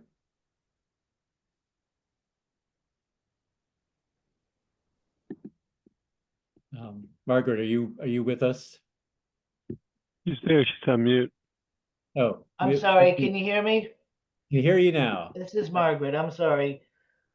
If I've asked to write a letter at the commission's behest, I would not write the letter to Killingly Engineering. I would write it to Paul and his wife, Brenda Duquette, and tell them that they are required to submit a letter from Killingly Engineering by June 10th, stating that the pipe that has been inspected and that it's at whether or not it's at the designed elevation, because it looks like it's up a lot higher than the running water on the site. And so I recommend issuing, that the commission vote to have me issue that letter, certainly. And that way, by the June meeting, when they can attend, we'll have that letter in hand. Exactly. That's an excellent idea, and if that needs a motion, I'll make the motion that we proceed along those lines. Thank you, Commissioner Ober. Do I have a second for that motion? Commissioner Langer, I'll second. Thank you, Commissioner Langer. Any discussion of the motion? I take it it's all right. It takes up time for me to shift from one set of Zoom docs to the other, but we were there. We all seemed to feel that there was some that we had 5 inches of rain and that water, standing water, was nowhere near those pipes at the current elevation. Yeah, that looked definitely like it would create an impoundment on the upstream side. Not detrimental necessarily, but it doesn't look like he's got the pipe laid in there correctly. Okay, so all those in favor of asking the wetlands agent to issue a letter to Mr. Duquette, instructing him to require that Killingly Engineering Associates verify that that pipe is the correct elevation prior to our June meeting. All those in favor say aye. All those opposed? Any abstentions? If not, Margaret, please write that letter. I'll now entertain a motion to, for the time being, to uphold the cease and desist order and to continue the show cause hearing. Could you please say who made the motion and seconded it? Commissioner Obert made the motion, and I believe Commissioner Langer seconded it. Is that correct? Thank you. Correct me if I'm wrong. Yes, correct. Thank you. Okay, we're done with that. The next agenda item is VIL 25015. This is Alejandro Madrigal, 85 Aquatic Mountain Road, map 143, block 16, lot 17H, site work and upland review area to aquatic reservoir with no IWC permit. Mr. Madrigal will be joining us in June. He is not here this evening. So for the time being, I'm going to entertain a motion to uphold the cease and desist order and there is no show cause hearing scheduled for this evening. So simply to uphold the cease and desist order. Do I have a motion to that effect? Commissioner Langer, I'll make a motion to maintain the cease and desist order. Chairman, Alex Madrigal is here. But I am with you guys. Hold it. This is desist until June 10th. I have hired J&D Site Design. They will be conducting the site work this week. I spoke with Dan this morning. Okay, wonderful. Thank you. That's very I'll good. second the motion. Thank you. What are we motioning? Maintain the cease and desist order. Yeah, Yes. for the time being. And the applicant just said that he's moving forward with the correct drawing, so we'll be able to understand what they want to do. Thank you, Mr. Madrigal. We appreciate your eagerness to get things into compliance here. No, I apologize. I got in over my skis, over my head, and I'll work with you guys, with everybody necessary to make it right. So thank you for the time. Good to hear. Good to hear. Thank you. Commissioner Dustin? Yes. I'm sorry to interrupt again.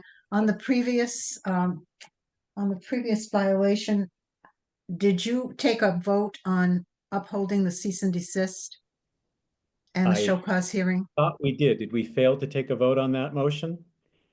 No, I thought we did. That was on the Duquette property? That was on the Duquette. You only voted on sending the letter. You didn't vote to uphold the cease and desist. Oh, okay. Thank you. We voted that she's going to send a letter. Yeah. So let's back everything up. else is going to take place at the next meeting anyway. So I think I entertained the motion to uphold the cease and desist order and continue the show cause hearing for VIL 25011. Can I have a motion to that effect? I'll make that motion. Thank you, Commissioner Ober. Do I have a second on that? Commissioner Langer, I'll second. Thank you, Commissioner Langer. All those in favor? Aye. Any opposed? Any abstentions? Not taken care of. Thank you, Gloria, I was wondering that myself. Now that we're talking about procedures, did we actually take a vote on the property on Paddock Farm Town Road or wherever this other one is? Waddick Town Farm Road, Mr. which Mandergaul, I think you're referring to, correct? Yeah, Waddick the Mountain. last- We are about to do that. okay, so About the to do that, motion is on yes. the floor in the second, Yeah. and he's having the drawing done.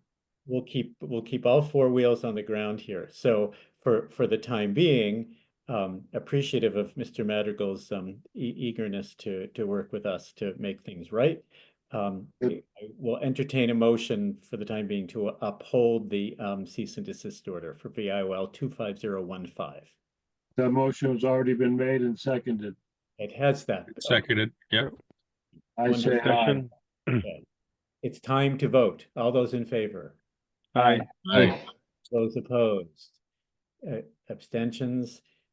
So the cease and desist order for VIOL 25015 is remains in force. The next item on the agenda is VIOL 25016. This is Christopher McGovern, 497 Riverside Drive, map 85, block 51, lot 22, a show cause hearing for filling a watercourse and wetlands with no permit. And now I need to move along through these documents. A lot of pictures tonight. Okay, this is, oh, wrong set. Let's go to 3. This is the property we came at when we came down the hill off of Plum Road? That is right. Okay. Didn't we decide that there really wasn't any filling done on there? They dragged some trees out and cleaned some dirt out of the discharge. Well, there is a cease and desist order in place that requires, let me grab this,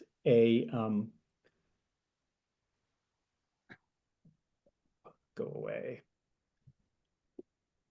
Okay. It's that one.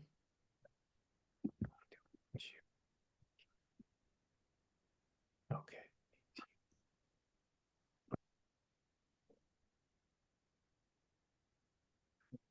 Okay, there we go.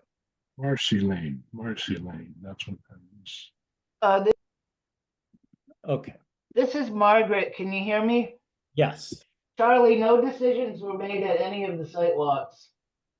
Nobody decided whether anything was filled or not. It's not That's allowed to correct, do that's that. correct. We couldn't take any vote on it anyway, but I guess I spoke a little out of sequence, but my impression is that there really didn't seem to actually be a violation of trying to fill the wetlands there. Well, there's no, first of all, I need to ask if Mr. McGovern or any representative. I am here. McGovern, hello. I am. Do you have any comments you'd like to share with the commission that you shared at our The only thing that, I think was discussed was the Connex in the shed. And I have another property in Killingly that is a commercial property, and we are going to move our businesses there. So the Connex is part of the business, and so is the shed. Okay. So those will be removed off of the water course. It is a dry spot because it has a culvert under it, but I don't want to. Yeah. I don't want to make it a big deal. It's easy to move them, and move that stuff. All the tools and stuff will all go to that site in Killingly. Okay. Okay.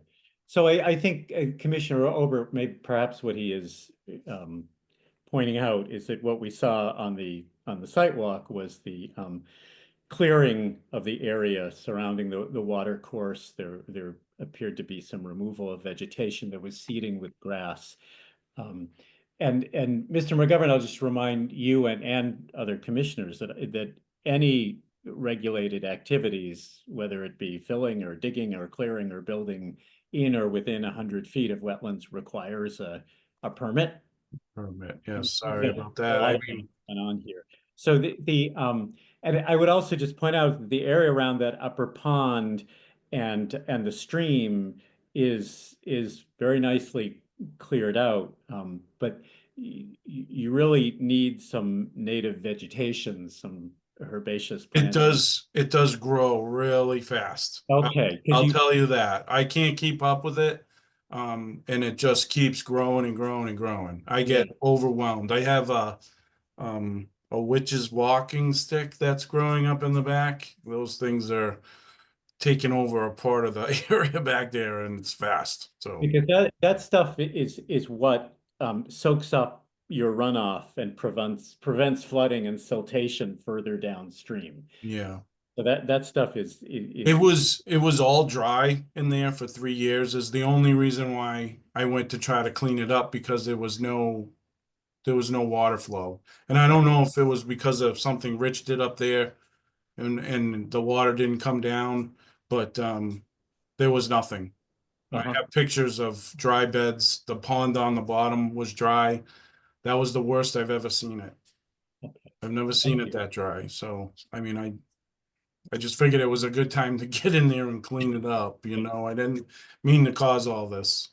I can understand that, and here again, we appreciate your eagerness to bring things into compliance. I mean, that's quite clear from your communications. Margaret, I'm right that the cease and desist order asks for a remediation plan that shows what has been done so far on this site and what Mr. McGovern intends to do to make things right. And I believe that J&D is preparing that. Yeah. Unable to prepare it at this point. And if you need more time, that's fine. But that will be helpful. Until then, the cease and desist order would have to remain in place. Other commissioners have any comments to share?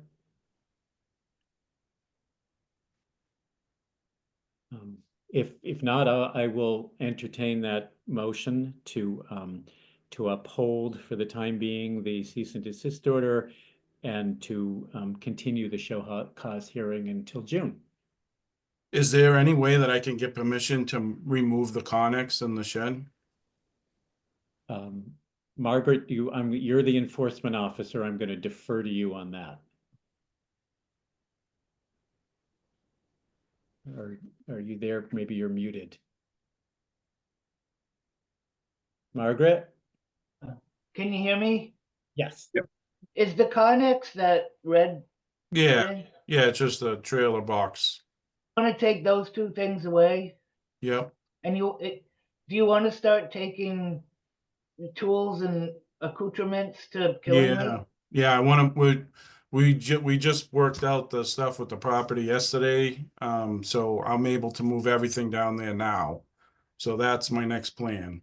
I don't see that as a regulated activity if you're removing equipment from the site. So I would say, yes, you can go ahead with that.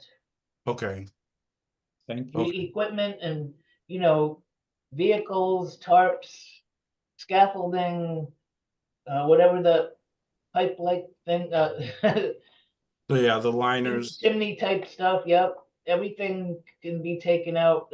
Regulated activities have to do mainly with digging, moving fill and putting in, so forth. So as long as you're not digging or placing fill, then removing your items off-site would be fine. Okay. Okay. So I can remove the Connex in the shed. Yes, Okay. Thank you. thank you. We understand that Daniel hasn't been able to actually get under contract because he's been too busy, but Yeah, he was on he's vacation or something for the yeah, weekend. he will follow up with you, and thank you for trying to work this out with us and with Daniel. Okay, thank you. Okay. All right. Where are we with our motion then? I'm looking for a motion to uphold and continue. Excuse me, I thought we agreed that there wasn't any activity that was causing obstruction or disruption along the watershed. And if that's correct, then we should be able to just lift the cease and desist order because they weren't in violation. Well, there is you're looking at one violation, and that is unpermitted activity within 100 feet of this pond. And the other work has been done. So I think that's why the cease and desist order, as a condition, it requires a restoration plan that would indicate just what has been done and what Mr. McGovern intends to do going forward. And am I correct then that the first step in remediating the site is removing all of the materials, the parts and the equipment that we see on these 4 photographs on the screen now? Well, I think that's Mr. McGovern's own business decision. So he's going to take that stuff out of the way, and then he can clean up whatever we want him to clean up along the waterway. But working with J&D, which he is engaged Okay. to help with that. Okay. So we have We need a motion. I'll make a motion that we proceed. Thank you. Do I have a second on that motion? I'll second Commissioner Corso. Commissioner Corso, any discussion? If not, all those in favor? Right. Aye. Any opposed? Any abstentions? For the time being, the cease and desist order for VIOL 25016 is upheld and the show cause hearing is continued. This brings us now to Northeast Sand and Gravel, 659 Riverside Drive, map 63, block 58, lot 151. Discussion following May 10th site walk. Let me see if I can get to our pictures. They should be right up.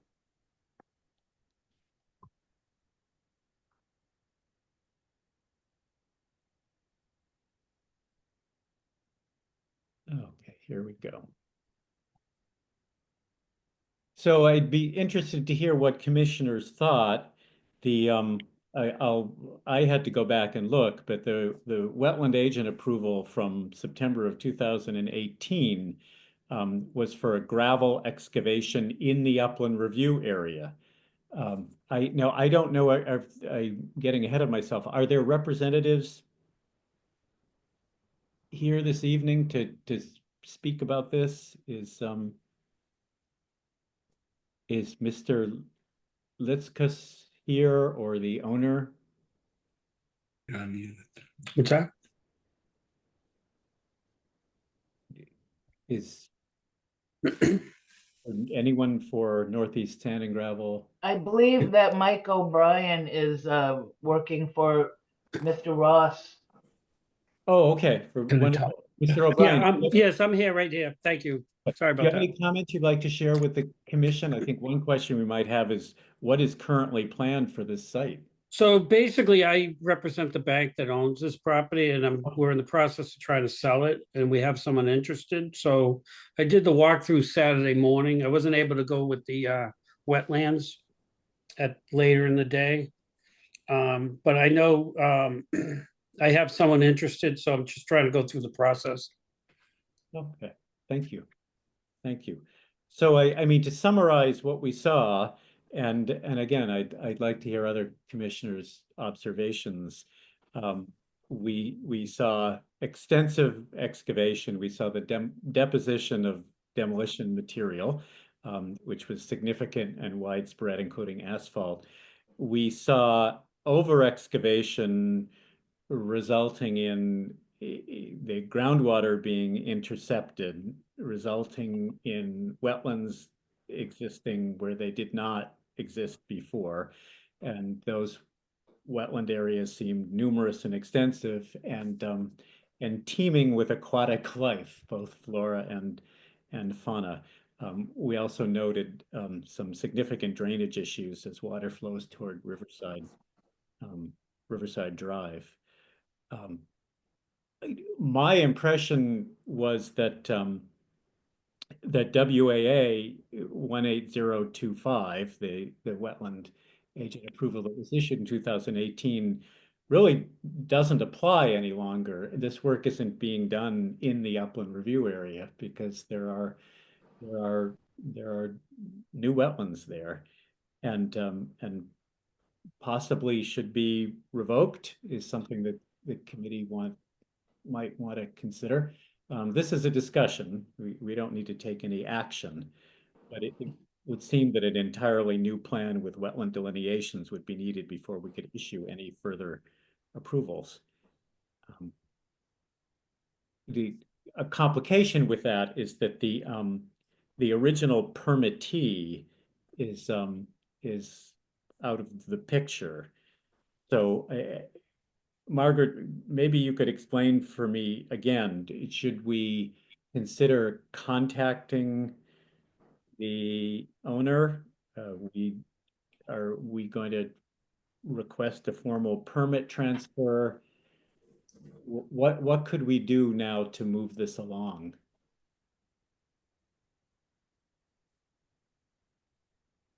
You there, Margaret? She's on mute. Can you hear me? Unmute. Yes, I can now. Well, I think we need to reach out to town council in all honesty, because the permittee is no longer with us. It's basically understood that the permit runs with the owner, but our regulations actually require a transfer, a permit to called a permit transfer, and there's a $55 fee. And it includes a file review and document generation, but no legal notice or state fee. And so it's understood that Stephen Ross is now the owner, but the process to revoke a permit does refer to the permittee. And so I would like to, first of all, I recommend asking for, having these Stephen Ross go through the process of a permit transfer so that it's made clear that he is responsible for the property now. And I would like to reach out to town council about how to proceed if you're considering revoking the permit, since the permittee is no longer, it's not present with the property anymore, just to make sure that what we're following what's legal.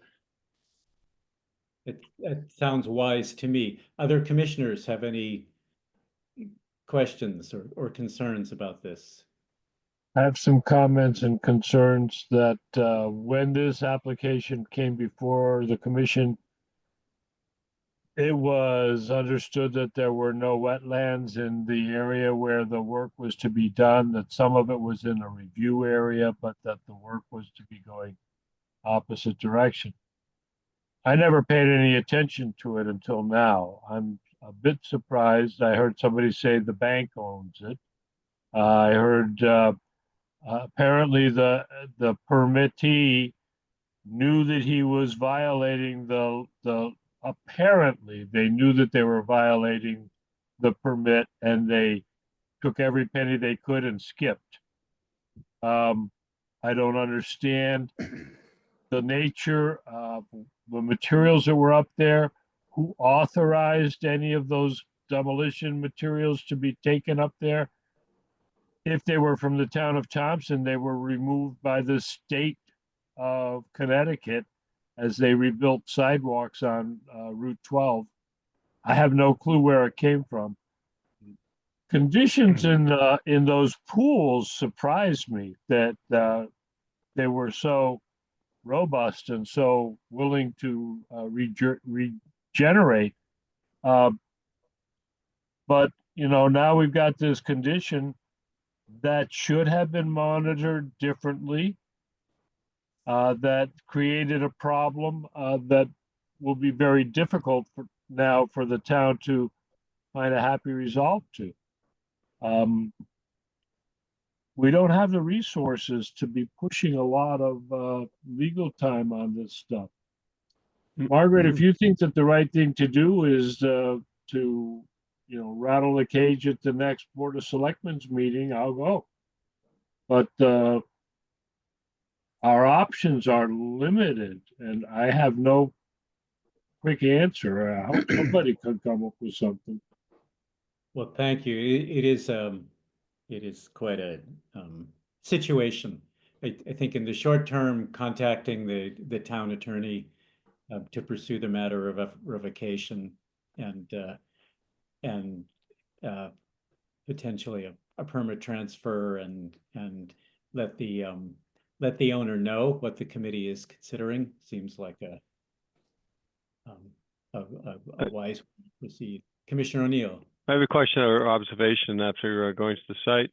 You know, some things that come to mind is what are the remedies available to the various commissions in town in this case, you know, rather than speculating. Two is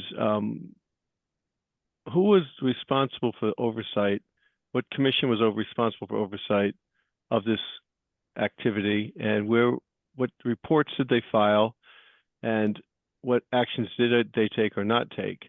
And if that's determined, then going back to my first question, who or what entity is responsible for the conditions that are present?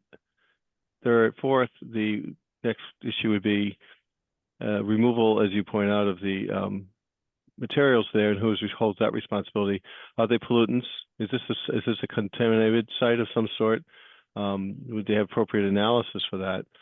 However, there are many questions to be asked, and we have few answers. So, I think we should use this case as an example, make it a poster child of what not to do and how to go forward, because clearly something didn't happen. I'm not sure what it was, but we should determine what it is, who is responsible, and see that the appropriate action is taken to prevent it from recurring. Thank you. Thank you, Commissioner O'Neill. I agree. I agree. I think to George's question, the Board of Selectmen is responsible for the conditions.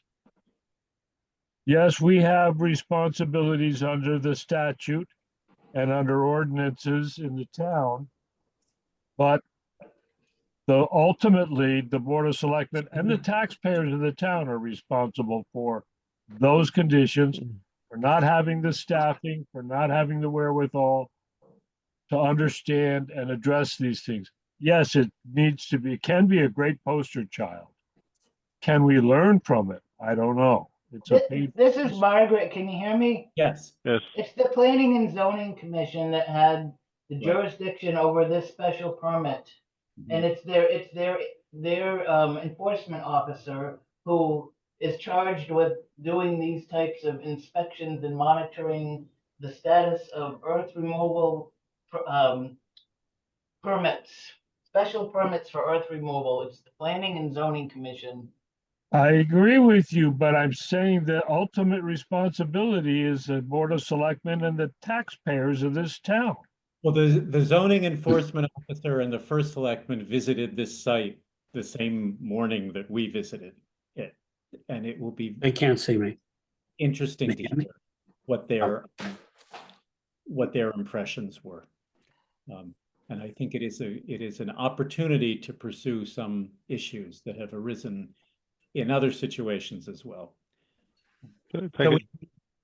Commissioner O'Neill, please. Yeah, so to supplement the comments earlier and really incorporate by reference some of the other observations is that if there's personnel that failed their duties, then they should be appropriate action be taken against those personnel. If there are commissions that are responsible for failing, then those commissions should be held accountable, even up to the point of seeking individual indemnity, seeking the individual's recourse against the individuals for breach of, if any, obligations they have, because we just can't sit here and claim that we're a commission and we have no recourse. There's no recourse against them for failing to fulfill their obligations. But again, many questions to ask, and we have few answers. But I'd like to get to the bottom of it. It could be a great investigative case for the media if they were so inclined to dig into what happened at this site. But again, I think we have a lot of questions and very few facts. But I'd like to have the facts and then know what the remedies are. Thank you. Thank you. Not to take a serious situation and make it humorous, but metaphors like digging into and getting to the bottom, where what we are looking at is over excavation and the interception of the water table are entirely appropriate. Thank you all.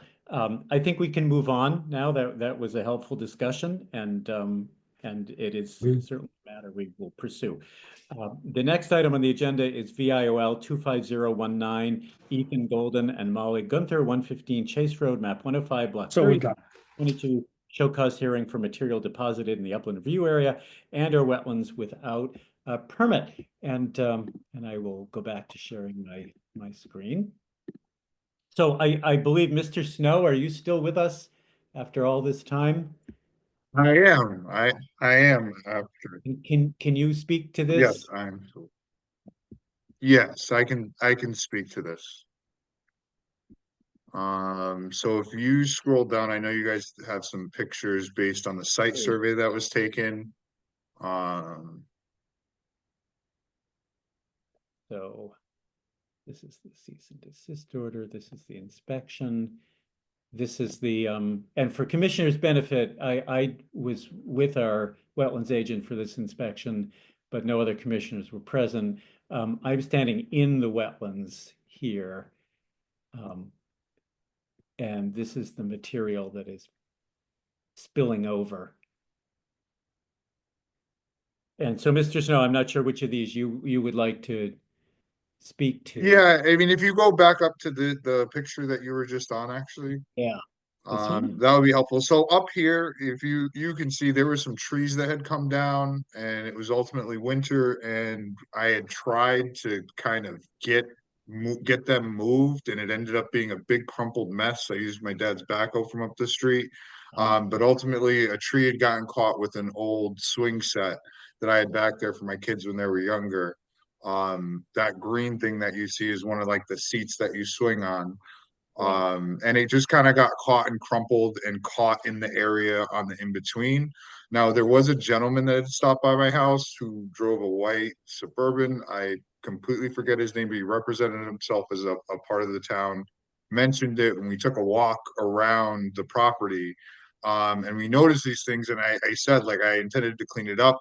I just hadn't got the backhoe back down here to do so. After that conversation, I then got the backhoe and moved that stuff up and out of there, including like piece of the tree that had kind of fallen down the hill.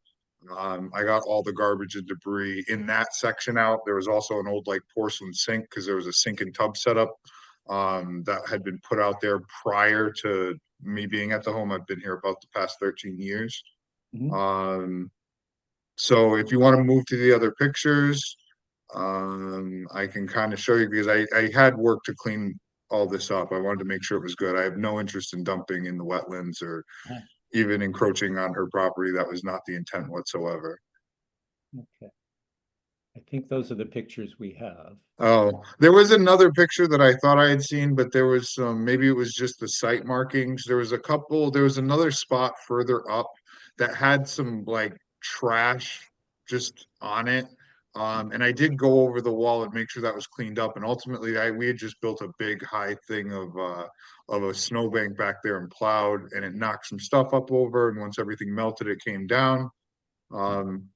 In general, from my end, that I certainly want it cleaned and want it to be exactly as everyone would like. So I've gone back, cleaned it up, and it should be all set. Okay.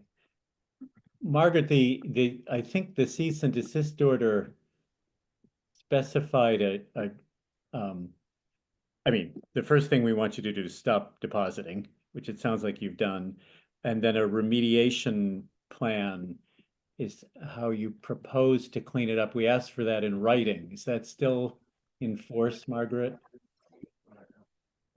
It is, but if Mr. Snow is telling us that he thinks he's removed all the stuff, why don't we, first of all, ask him if he could give us his phone number or email so we can reach out to him. And tonight, I suppose we could try to schedule an inspection and meet with him on site and look on the wetland side of the wall to verify that everything's cleaned up. And if it's not, we'll pull together the plan that was required in the enforcement order.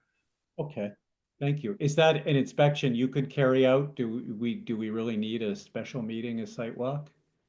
No, you might want to come with me, or, you know, if another commission member wanted to be a second pair of eyes, since you've been to the site already, I think it'd be good if you could maybe come with me when we go. So Unless, we can set that up with Mr. Snow. okay. That's fine. That would be good. All right. So Mr. Snow, is that satisfactory? Yeah. Oh, yeah. Do you guys tell me what you need? I'm happy to help. You guys are welcome to come by for a site visit. No To check out problems. what you've done and make sure things are on the right track. So for the time being, I'm going to entertain a motion to uphold the cease and desist order and continue the show cause hearing. But that we can, it sounds like we may well be able to lift that soon. So I'm entertaining a motion to uphold and continue. Do I have a motion to that effect? Commissioner Corso here. I'll make a motion to uphold and continue. Thank you, Commissioner. Of course, I appreciate a second on that motion. Do I have a second? Commissioner Langer, I'll second. Thank you, Commissioner Langer. Any discussion? No, all those in favor? Aye. Any opposed? Any abstentions? The motion passes. This is Margaret. Can you hear me? Yes. One of the reasons that I need to ask at least one commission member to come with me when we meet Mr. Snow is because I'm having some difficulty walking over rough ground, and no matter how we try to do it, we have to climb over a stone. Someone Oh, has to yes, climb I over a remember. stone wall, and I'm unable to climb over stone walls at this time. So, Chris, would you be able to go there sometime in the next couple weeks and with me, and we'll maybe we could schedule it right now with Mr. Snow?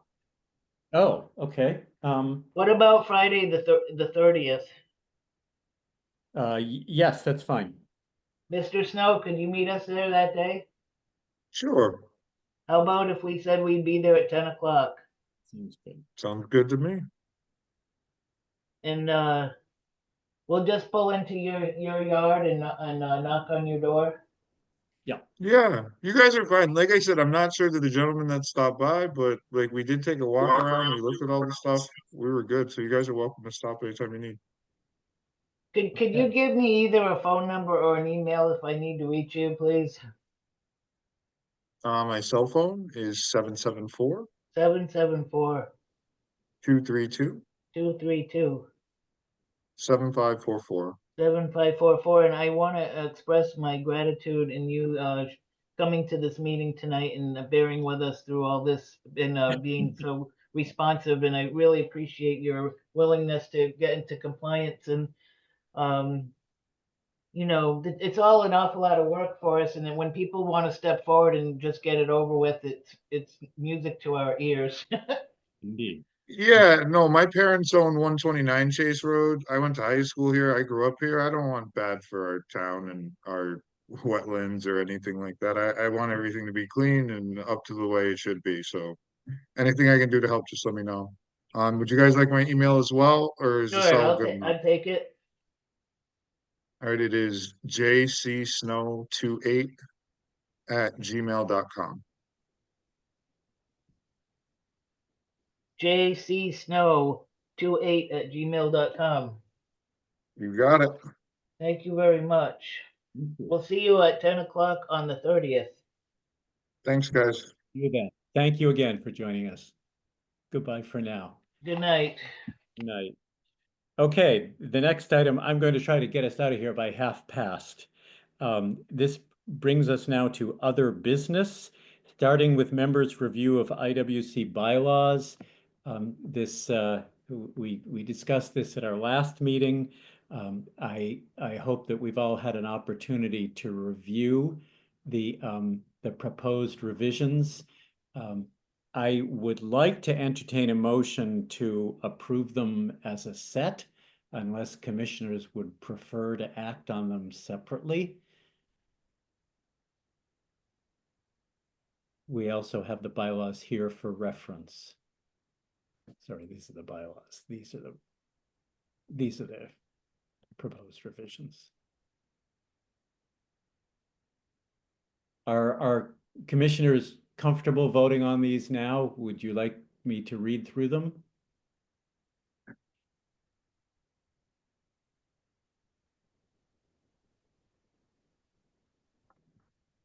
Hello? I feel comfortable voting now. Thank you. Of course. So I realize it's getting late. Okay, in that case, I am, without rushing this because it's been floating around for a while. I'm going to entertain a motion to adopt these revisions to the Inland Wetlands Commission bylaws.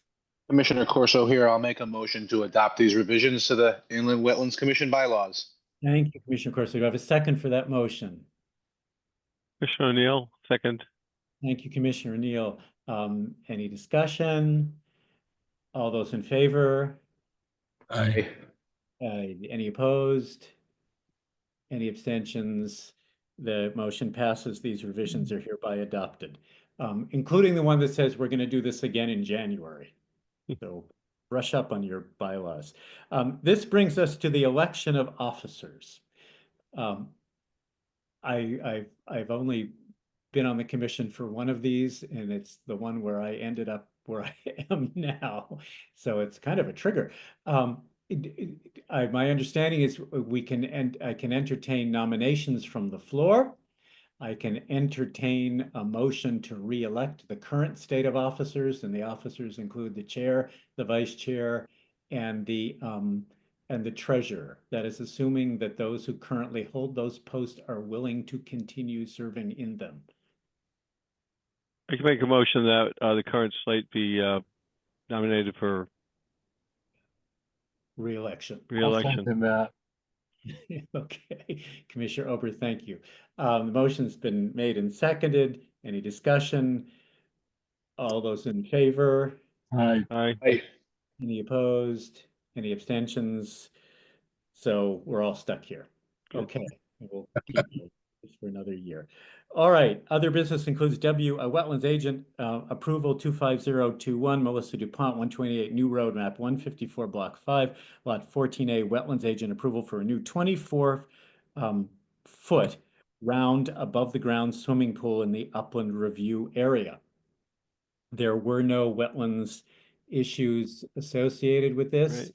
And so, Margaret, this is a done deal, right? There's nothing. Yes, I'm just letting you know it was issued, and Right. it's a beautiful site with Rocky Brook and the 5 Mile River on either side of their property. Sounds great. And this brings us to, oh, there's a lot for this, to the budget. Oh, no, before the budget, citizens' comments. Are there any members of the general public who would like to offer any comments? I see a hand raised there, Commissioner. Who is, I have that. Looks like Miss Clark. Ms. Clark, you're welcome to share any comments or. Thank you. Yeah, Valerie Clark, Alm Road, Thompson. So I think you folks missed an opportunity tonight, and I'm a little disappointed about it. The application for the Aquatic Town Farm Road property, where there was the border question with Wyndham Land Trust, the engineer for the applicant stated that he could move the driveway, and no one took him up on it. And that would have been such a nice resolution to what was a sticky problem, and it would have been a good neighbor to move that driveway as offered, and no one took him up on it. And so I was a little disappointed to hear that. Thank you. Thank you for your comment, as always. All right, let's proceed on to the budget. David, do you want to, anything special to note here? We seem to be doing okay. Yes, we had a call an anomaly, if you want to call it that. There was some additional billing that came in the process of the new photocopy, a new Margaret, how would you describe the copying or the graphic work that needed to get done? Our GIS provider Sanborn is a consultant to MapGeo. We had them revise our public water supply watershed maps, and they charged $500, and Amy split it in a 300 versus 200, 300 to the Wetlands Commission, 200 to the Conservation Commission. And so she told us which line items it came out of. It's in my report. And our line item had 300 in it, and so that line item is now 0, and I don't object to it. And she had the Conservation Commission, I think it was their outside contractors footed the bill for their $200. So it's just something we needed to let you know happened. That's all.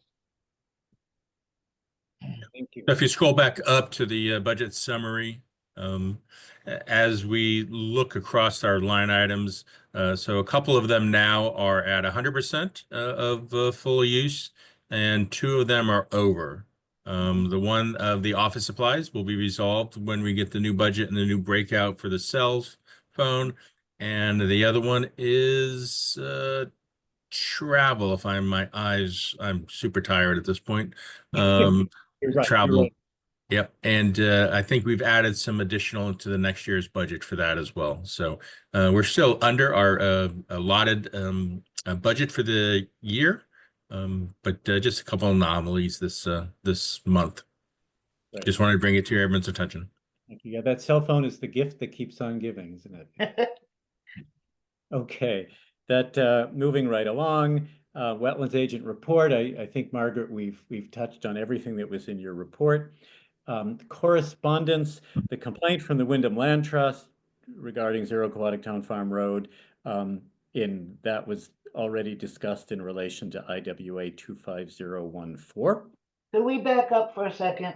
Yes, we can. This is something that it's the Eastern Connecticut Conservation District, and I think we might want Mr. Langer's input here, because the lady from the finance department told me she wanted us to take care of it in this fiscal year, meaning before July, but I looked through our minutes, and it came out last July was when you voted to donate $1,000 to the Eastern Connecticut Conservation District.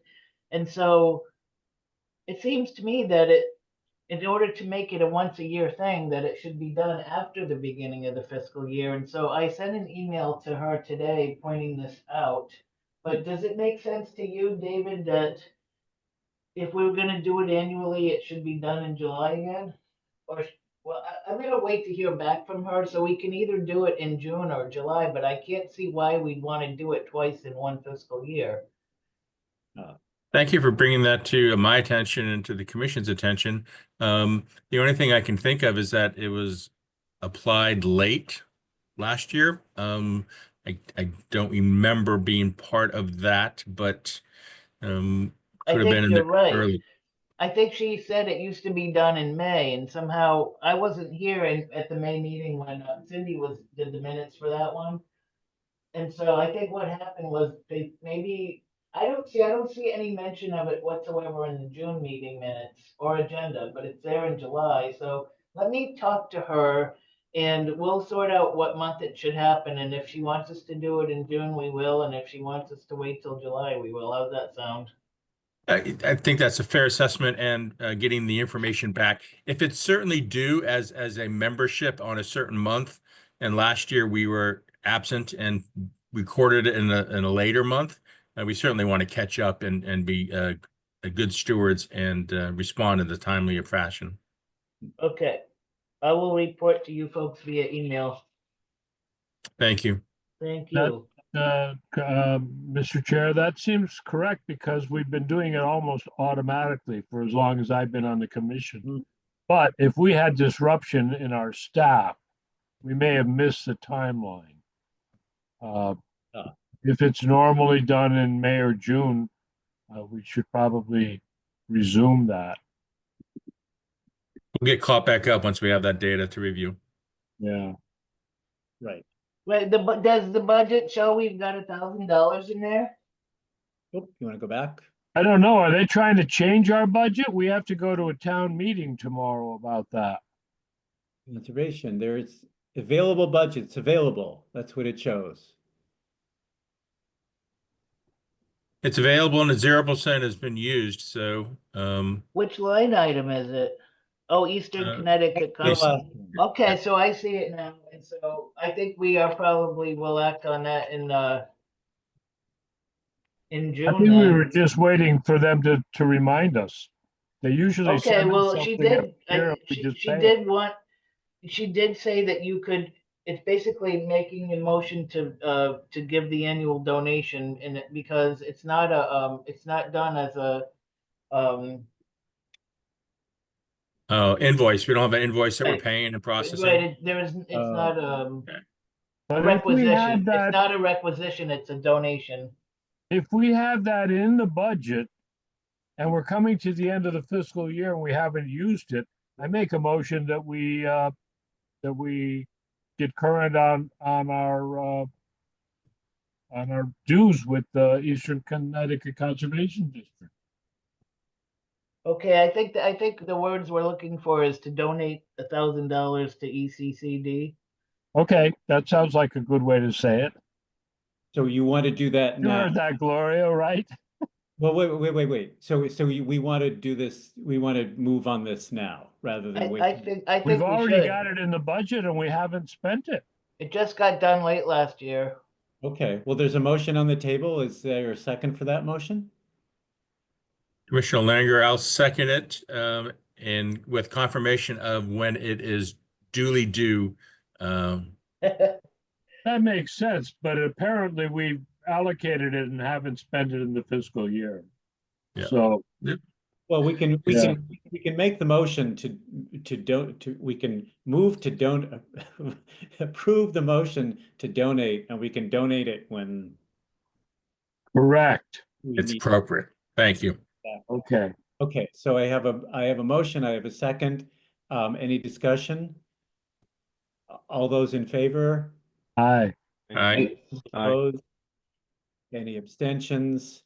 All right, the motion passes to make our annual donation to the Eastern Connecticut Conservation District of $1,000. Thank you. All right, going back to correspondence, we have a Connecticut Siting Council letter from May 2nd regarding telecommunication towers in Woodstock. There is really nothing to discuss or to act on here unless commissioners have any reactions. This is concerning a public hearing, not the outcome. If this is not something we need to dwell on, then I'm going to move along to the NDDB review of proposed herbiciding of Little Pond. This again is nothing, this is not our jurisdiction, but it's something that we want to take note of.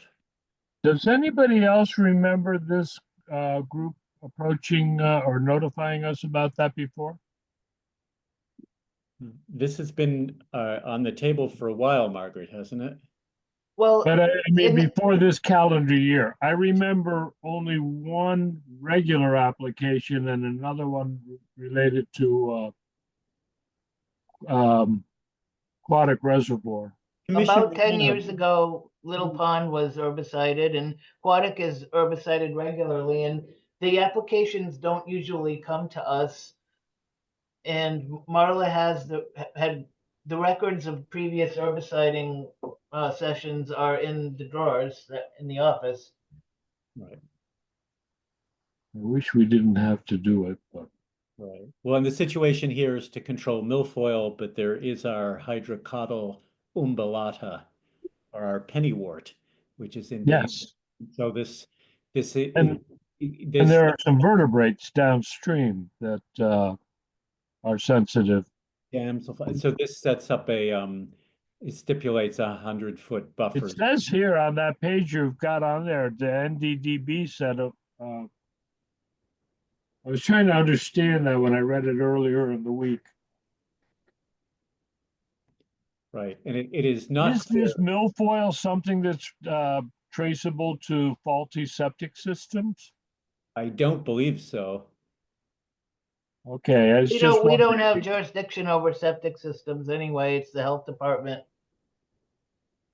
That's good. I had a long conversation with the gentleman from the Lake and Pond Connection yesterday on the phone, and I can't get into it all now because, as Charlie put it, it's complicated. But after speaking to him for quite a long time, he is actually a fisheries biologist, and he is very much concerned about protecting the mussels downstream and the damselflies and the endangered plant. And so I think it's in good hands, and they're only going to do a partial application this year. And they're using a product that is not toxic to the mussels, and they're going to time it appropriately with the level of the water. And it's still, this is still only a draft permit, and the whole thing has to get worked out one more time between NDDB and Deep. So I don't think we have anything to worry about. I asked him about that one area that shows the milfoil right near the exit where the water flows out of the pond, and he said that he's required to leave 100-foot buffer zone between any milfoil herbicide applications and the hydrocotyle. And they seem to take it all very much to heart, and they're being scrutinized heavily. And he said that they would be required under some circumstances to do a pre-application, have someone go out and do an inventory of the plants as a pre-application and a post-application, and they want to avoid that expense. And the person who does it from the Connecticut Ag Experiment Station is only available at very limited times, and so they will do anything to avoid having to have those plant surveys repeated. So they're working hard to minimize any impacts. Sincerely, they are, and I think it's in good hands. Yes, Did I hear you say that they want to avoid having to repeat them? The If plant they survey? under some kind of condition, if they did something a certain way, they would have to not only have someone go out and scout for these plants and insects and all that, or at least the plants before they apply, and then again after they apply. And so they're avoiding whatever that condition would be because it's prohibitively expensive to have to pay the biologist to go out there. Sounds like a loophole, but There literally aren't very many qualified people, and it costs money. And so it's sort of a it's to the benefit of the property owner. It's for their cosmetics and their purposes. Well, what it is, it's a trade-off for not being able to use a certain kind of herbicide or a certain time of year. So it's the pressure that's exerted on them by the state, and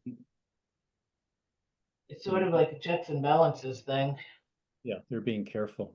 All right, thank you. We'll look forward to hearing how this unfolds. And it's worth noting that we've got some interesting creatures here in Little Pond. And we have there's a couple of interesting ones. a lot of people wanting to do stuff in Little Pond, so we want to keep that in mind. The Little Pond Association, by the way, has asked me to go out there. I'm going to meet with them Monday the 19th at 10 o'clock at the dock that someone put up at their, what they call their North Beach. That permit was issued in 2017 by Marla, and they want to know if the permit is still valid. And so I got to do some research before I go out there and meet them. I guess moving on with the agenda, Mr. Chairman, you were going to mention the Mylar that you signed. Yes, that was just about the last thing. I have signed off on Shanty Village. Wow. Some of you will recall. And so that has been done. And finally, we have comments by commissioners. Any comments? I have one thing that I would like to address in response to Ms. Clark. Yes, there is some tension on the property that we were asked to approve a permit tonight. Aquatic Farm Town Road. And I personally think that there will be a happy resolve, a good neighbor decision made between them. That's just my hope. Mhm. I The think real point is we had no jurisdiction or grounds to talk about where the driveway was, except that it was out of the wetlands. And that was the only thing that we were asked to make a decision on. And that's the only thing that we could make a decision on. I offered to recuse myself from the vote because of my interest with the land trust, and I made it clear. I'm a member, but I'm not the land trust. I can't speak for what their final decision will be. I just know that we want to make that public access and public resource in the town. And 100 foot of driveway didn't seem to be. But I'm not making that decision. Well, I that point, understand what Ms. Clark said. She's correct. And I don't want to trample on anybody's property rights or their beliefs or anything. I just wanted to make sure that that point was understood. We couldn't do it if we wanted to. thank you. That point is well taken. And Daniel Blanchette did offer to come up with a revised plan if it turned out that the boundary was questionable. But I think you're right that we proceeded in the inappropriate way. All right, then I will, it's 9:31. I will entertain a motion to adjourn. I moved Commissioner Commissioner Corso, Langer. motion to adjourn. There we go. Everyone. There's the enthusiasm. Good night. Finally, I'm getting some motions. Dan, do I have a second in there somewhere? I second the motion. Second. Wonderful. All those in favor? Aye. None Good opposed, night. no abstentions. All right, thank you all. It's been a long meeting. We had a lot of work to do, some of it difficult, and I think we did it well. Look All forward right, see you on the golf course. see you on the golf course. On the All right. golf Thank you course, yeah. all.